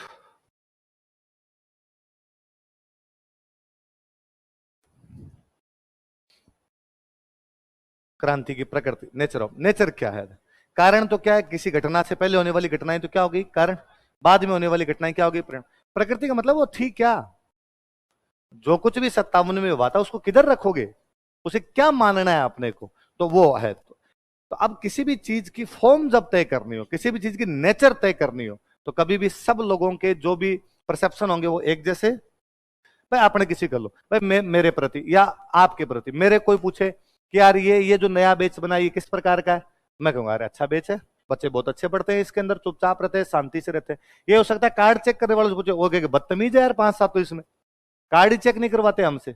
वो ये उनका परसेप्शन, मेरा परसेप्शन अलग। आपको आपस में कोई पूछे तो आपका हो सकता है किसी का ये हो कि नहीं अच्छा बेच है, सारे साथ वाले बहुत अच्छे, सर भी बहुत अच्छा पढ़ा के जाते हैं। आप में से हो सकता है किसी का अच्छा पढ़ाते रहे, बकवास करते हैं फालतू की बिठा के, फीस ले लिए बातें करते रहते हैं, पढ़ाते तो है नहीं इधर उधर की। ये बातें तो हमें भी आती थी। हाँ, आप ये भी कह सकते हो कि नहीं यार साथ वाले भी अच्छे नहीं। आप ये भी कह सकते हो कि लास्ट तक तो आवाज ही नहीं आती यार ढंग से। इसका मतलब किसी भी चीज के बारे में लोगों के विचार अलग अलग प्रकार के होते हैं। कोई भी प्रकृति एक प्रकार से डिसाइड, पर फिर भी हम उसको डिसाइड कैसे करें कि ज्यादातर लोग जैसा मानते हैं वैसा मान लिया जाए। यदि ज्यादातर लोग कह रहे हैं कि क्लास की पढ़ाई अच्छी है, पढ़ाई अच्छी है, और ज्यादातर लोग कहते हैं कि पढ़ाई अच्छी नहीं है तो पढ़ाई अच्छी नहीं। पहले पर यह तो देखें कौन कौन से पर्सपेक्टिव है। क्या क्या परसेप्शन बने इसके बारे में। तो 57 की क्रांति के बारे में एक बहुत बड़ा परसेप्शन अंग्रेजों ने यह बनाया कि ये सैनिकों का विद्रोह था। क्या था ये? एक सिपोही म्यूटिनी। ये जब क्रांति हो गई, क्रांति के बाद जब इस पे लिख रहे थे, या अंग्रेजों से जब उनकी सरकार जवाब मांग रही थी, क्या हुआ रे, अचानक पूरा भारत फट गया यार तुम्हारे खिलाफ, क्या कर रहे थे तुम वहां पे। तो अंग्रेजों ने जब अपनी रिपोर्ट बना के भेजी, तो अंग्रेजों ने उसके अंदर ये लिखा कि भाई जैसा आप सोच रहे हो वैसा कुछ नहीं, ये तो कुछ फौजियों की प्रॉब्लम थी। क्या प्रॉब्लम थी? आप पहले दो प्रॉब्लम तो चल ही रही थी, उनकी थोड़ी सैलरी कम थी और थोड़ा प्रमोशन भी थे ज्यादा उनके हो, तो थोड़े थोड़े परेशान तो थे ही। बीच में आगे चर्बी वाले कारतूस, इसके चक्कर में सिपाहियों ने क्या कर दिया। इसलिए अंग्रेजों ने कभी ये माना ही नहीं कि क्रांति थी। अंग्रेजों ने हमेशा कहा कि क्या था, क्योंकि अंग्रेज यदि ये कहते कि सैनिक विद्रोह नहीं था तो फिर क्या थी? क्रांति। क्रांति कौन करती है? जनता। जनता अच्छे शासन के खिलाफ क्रांति करती है या बुरे शासन के? तो फिर अंग्रेजों को यह मानना पड़ता कि हमारा शासन कैसा था। आपकी मान डाकण कुण कहे, अंग्रेज कम से कम अपने शासन को तो बुरा बताना, तो कोई ना कोई कारण देना पड़ेगा दूसरा। वो सेम बात है। मैं कहता हूं आप जब आरएस लग जाओगे, आपसे कोई गलती हो जाएगी या आपके किसी जो जूनियर है उससे गलती हो जाएगी, सरकार को जवाब देना पड़ेगा। तो आप उस गलती को स्वीकार करने के बजाय कोई दूसरी चीज लेके आओगे, ऐसा ऐसा हुआ था इस वजह से ऐसा हो गया। अंग्रेज भी वो सेम बात कर रहे थे। तो अंग्रेजों ने इसको क्या बताया? सिपोही म्यूटिनी, सिपाही विद्रोह बताया। कैसे सिपाही विद्रोह बताया? क्या पहले से प्रॉब्लम चल रही थी किस बात को लेके? पद व वेतन। और उसके अंदर भड़काने का काम कौन कर गए? चर्बी वाले। इस वजह से प्रॉब्लम हो गई उनकी। पर अपने कहते हैं कि भाई साहब मान ली आपकी बात, एक मिनट के लिए हम स्वीकार कर लेते हैं कि सैनिकों ने विद्रोह किया, तो फिर ये बताओ सारे सैनिक क्रांति में शामिल क्यों नहीं हुए? ब्यावर खेरवड़ा में तो क्रांति हुई नहीं। यदि सैनिकों की प्रॉब्लम होती तो ब्यावर खेरवड़ा वालों की भी प्रॉब्लम होती। फिर यदि ये सिपाहियों का विद्रोह था तो वकील जयदयाल क्या कर रहा था? वह भी तो क्रांति में भाग ले रहा था, है ना। कुशाल सिंह चंपावत ये फौजी थोड़ी थे। ताराचंद पटेल तो किसान था। अमरचंद बांटिया तो सेठ थे। इसका मतलब आर्थिक क्षेत्र के लोग, सामाजिक क्षेत्र के लोग, कृषि के क्षेत्र के लोग, सब प्रकार के लोग क्रांति में शामिल हो रहे थे। इसका मतलब आपको यह तो मानना पड़ेगा कि सिपाही विद्रोह तो। फिर यदि सिपाहियों को प्रॉब्लम होती तो हमारे तो खूब सारे सिपाही आपकी तरफ थे। मेरवाड़ा बटालियन, मेवाड़, भीलकोर तो आपकी तरफ से लड़ गई थी साहब। हमारे सिपाहियों ने आपका साथ दिया था, सिपाही न्यूट्रल रहे थे, भाग नहीं लिया था। इसका मतलब ये कम से कम सिपाही विद्रोह तो। अपने दोनों बात बतानी है कि अंग्रेज इतिहासकार इसको क्या बताते हैं? सिपाही विद्रोह। लेकिन ये सिपाही विद्रोह नहीं था। अंग्रेज इतिहासकार किस आधार पे बताते हैं? कि पद व वेतन को लेकर पहले से असंतोष था और चर्बी वाले कारतूस, ग्रीट कार्टिजेज की वजह से एक क्रांति हो गई। अपने कहना ऐसा नहीं था, क्योंकि पूरे भारत में सैनिकों ने क्रांति नहीं की। खूब सारे सैनिक किसका साथ दे रहे थे? अंग्रेजों। और क्रांति में सैनिकों के अलावा बाकी लोग भी शामिल हुए थे। अतः हमें मानना पड़ेगा कि सिपाही विद्रोह नहीं था। लिखो लिखो, अंग्रेजी इतिहासकारों के अनुसार, पहले लिखना सैनिक विद्रोह, हेडिंग डाला सैनिक विद्रोह, सिपाही म्यूटिनी, सैनिक विद्रोह, सिपाही म्यूटिनी।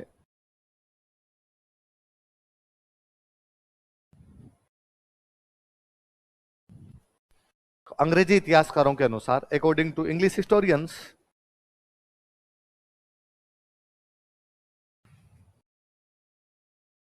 अंग्रेजी इतिहासकारों के कारण,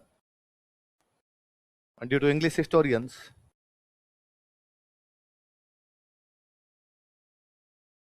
एक बार हिंदी में लिखना, इंग्लिश में बोल दूंगा।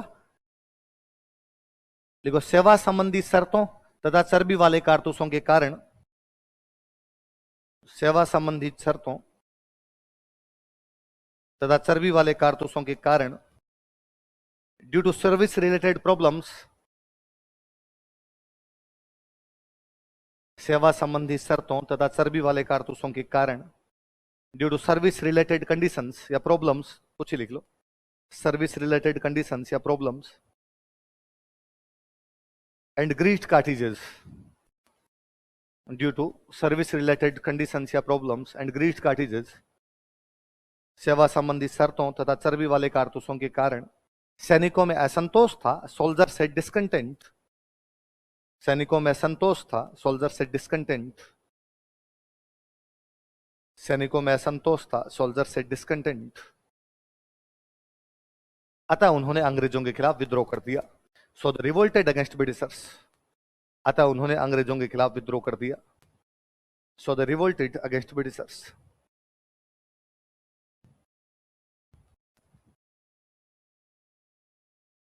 अतः उन्होंने अंग्रेजों के खिलाफ विद्रोह कर दिया।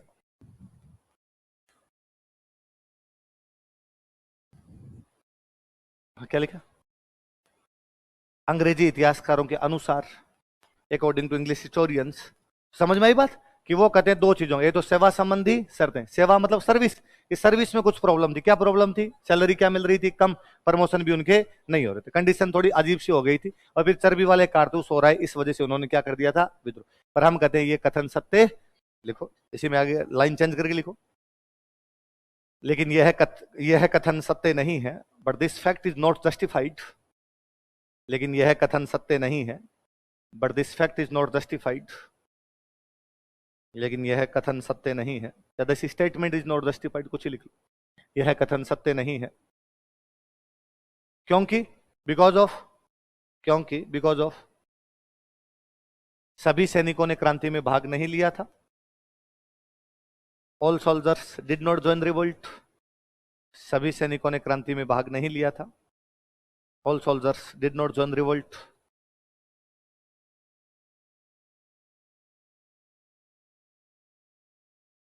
तथा अधिकतर सैनिकों ने अंग्रेजों का साथ दिया था, and most of soldiers supported Britishers.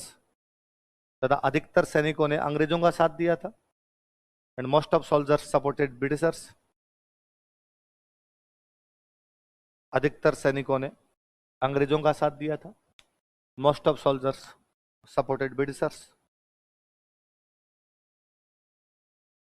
तथा क्रांति में असैनिक तत्व भी सम्मिलित थे, non military elements also joined revolt. तथा क्रांति में असैनिक तत्व भी सम्मिलित थे, नॉन मिलिट्री एलिमेंट्स, असैनिक तत्व, तथा क्रांति में असैनिक तत्व भी सम्मिलित थे, and non military elements also joined revolt. क्रांति में असैनिक तत्व भी सम्मिलित थे, non military elements also joined revolt. अतः इसे सैनिक विद्रोह नहीं कहा जा सकता। So it can't be called as sepoy mutiny. अतः इसे सैनिक विद्रोह नहीं कहा जा सकता। So it can't be called as sepoy mutiny. अतः इसे सैनिक विद्रोह नहीं कहा जा सकता। So it can't be called as sepoy mutiny. इसे सैनिक विद्रोह। एक दूसरा व्यू आता है बाद में सामने, ये एक आया, दूसरा एक व्यू आया कि ये सामंतों का विद्रोह था। किसका विद्रोह था? लिखो, हेडिंग डालो, देखे, रिवोल्ट ऑफ फ्यूडल लॉर्ड्स, सामंतों का विद्रोह।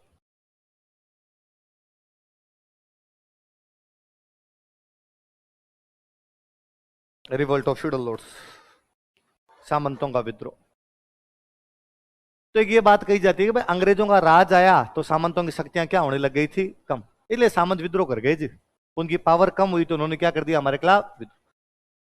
तो क्यों किया भाई उन्होंने विद्रोह? तो ये सब पर्सनल इंटरेस्ट थे। किसी के टैक्स कम आने लग गए थे, किसी के कोई पेंशन वगैरह नहीं मिल रही थी, किसी को कोई बेटा गोद नहीं लेने दिया जा रहा था, अलग अलग जगह अलग अलग प्रकार की प्रॉब्लम थी, पर ये उनकी पर्सनल प्रॉब्लम थी, इसका जनता से कोई भी लेना देना, और वो पर्सनल प्रॉब्लम के चक्कर में अंग्रेजों से लड़ गए थे।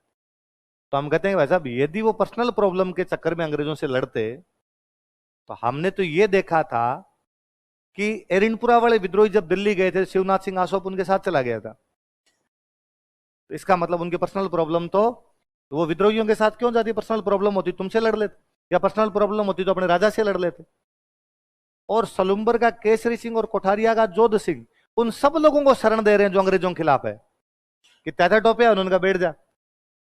नाना साहब यहां रह के गए थे, नाना साहब खुद कोठारिया अपने कई दिन तक रह के गए थे, नाना साहब यहाँ रह के गए। कुशाल सिंह चांपावत 3 साल तक यहाँ पे रह लिया, 57 में क्रांति हुई, 58 के अंदर गया, 60 के अंदर जाके सरेंडर किया, 2.5 साल तक वो यहीं रहा। इसका मतलब हमारे सामंतों का निजी स्वार्थ, तो उनके मन में भी कहीं ना कहीं एक भावना तो थी कि यार अंग्रेजों को देश से बाहर निकालना है। और यदि वो निजी स्वार्थों के लिए लड़ते और उनका जनता से कोई भी लेना देना, तो आज भी जनता उनके गीत क्यों गा रही है? आज भी कुशाल सिंह चांपावत को होली पे क्यों याद किया जा रहा है? जनता इतनी तो सियाणी रही होगी कि साहब मंगता अपने लिए लड़ रहा था, अपना क्या करके गया, तो जनता क्यों याद करती है? यदि जनता आज दिन तक याद कर रही है, इसका मतलब उसने अपने पर्सनल इंटरेस्ट के लिए लड़ाई इसका मतलब इंटरेस्ट कोई दूसरे थे, इंटरेस्ट दूसरे थे, तो फिर दूसरे क्या हो सकते हैं? आजादी हो सकती है, और तो क्या हो सकता है? लिखो लिखो, अंग्रेजों के अनुसार due to Britishers,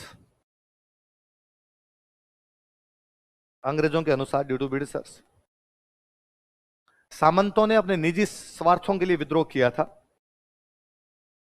feudal lords revolted for their personal interest, सामंतों ने अपने निजी स्वार्थों के लिए विद्रोह किया था। Feudal lords revolted against for their personal interest, feudal lords revolted for their personal interest, सामंतों ने अपने निजी स्वार्थों के लिए विद्रोह किया था। क्योंकि अंग्रेजी शासन में, क्योंकि अंग्रेजी शासन में, बिकॉज इन ब्रिटिश रूल, क्योंकि अंग्रेजी शासन में, बिकॉज इन ब्रिटिश रूल, क्योंकि अंग्रेजी शासन में, but in because in British rule, उन्हें प्रभावहीन बना दिया गया था। दे वर मेड पावरलेस, उन्हें प्रभावहीन बना दिया गया था। दे वर मेड पावरलेस,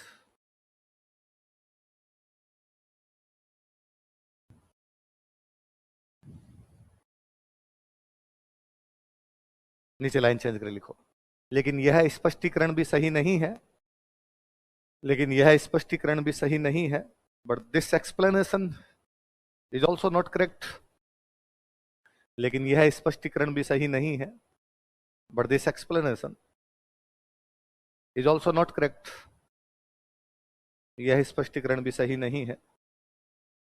क्योंकि बिकॉज ऑफ, क्योंकि because of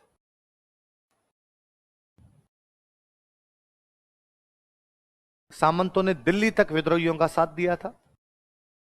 feudal lord supported rebels till Delhi, feudal lord supported rebels till Delhi, सामंतों ने दिल्ली तक विद्रोहियों का साथ दिया था।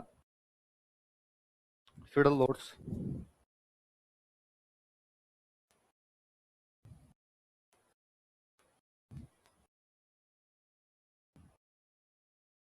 सामंतों ने दिल्ली तक विद्रोहियों का, लिखो, तथा मेवाड़ के सामंतों ने, and feudal lords of Mewar, तथा मेवाड़ के सामंतों ने, and feudal lords of Mewar, Mewar के सामंतों ने अंग्रेज विरोधी तत्वों को शरण दी थी, या अंग्रेज विरोधी विद्रोहियों को शरण दी थी, कुछ लिख लो, अंग्रेज विरोधी तत्व ही लिख लो, अंग्रेज विरोधी तत्वों को शरण दी थी, या shelter to anti British elements, या shelter to anti British elements, अंग्रेज विरोधी तत्वों को शरण दी थी, अंग्रेज विरोधी तत्वों को शरण दी थी, give shelter to anti British elements. Line change करके लिखना। यदि वे अपने निजी स्वार्थों के लिए लड़ते, if they fight for their personal interests, यदि वे अपने निजी स्वार्थों के लिए लड़ते, if they fight for their personal interests,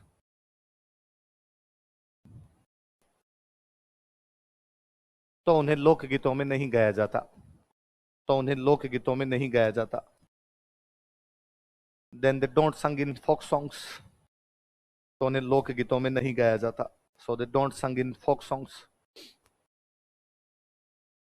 उन्हें लोकगीतों में नहीं गाया जाता। सो दे डोंट संग इन फोक सॉन्ग्स, उन्हें लोकगीतों में, आज भी यदि जनता गा रही है, इसका मतलब उनके पर्सनल इंटरेस्ट तो कौन कौन सी दो बातें?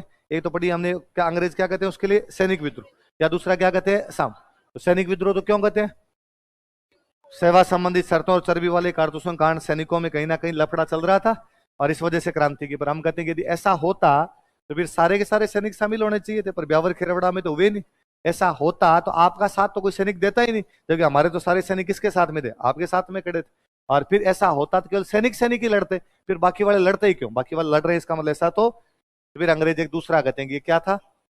सामंतों का विद्रोह। सामंतों ने क्यों किया? कि साहब उनके पर्सनल इंटरेस्ट थे। क्यों थे पर्सनल इंटरेस्ट? क्योंकि अंग्रेजों का शासन आने के बाद उनके जो स्पेशल राइट थे वो क्या कर दिए गए थे, तो उनको घाटा हो रहा था। घाटा होगा तो कोई ना कोई आदमी लड़ेगा। तो हम कहते हैं यदि ये बात होती तो मारवाड़ के जो सामंत है वो दिल्ली तक क्यों जाते? मेवाड़ के सामंत है वो अंग्रेज विरोधी तत्वों को शरण क्यों? और सबसे बड़ी बात, यदि ऐसा होता तो जनता क्यों गा रही है? यदि जनता उनके गीत गा रही है, इसका मतलब कारण तो कोई दूसरे। थोड़ी बातें कल और पढ़ेंगे इसके अंदर, है ना।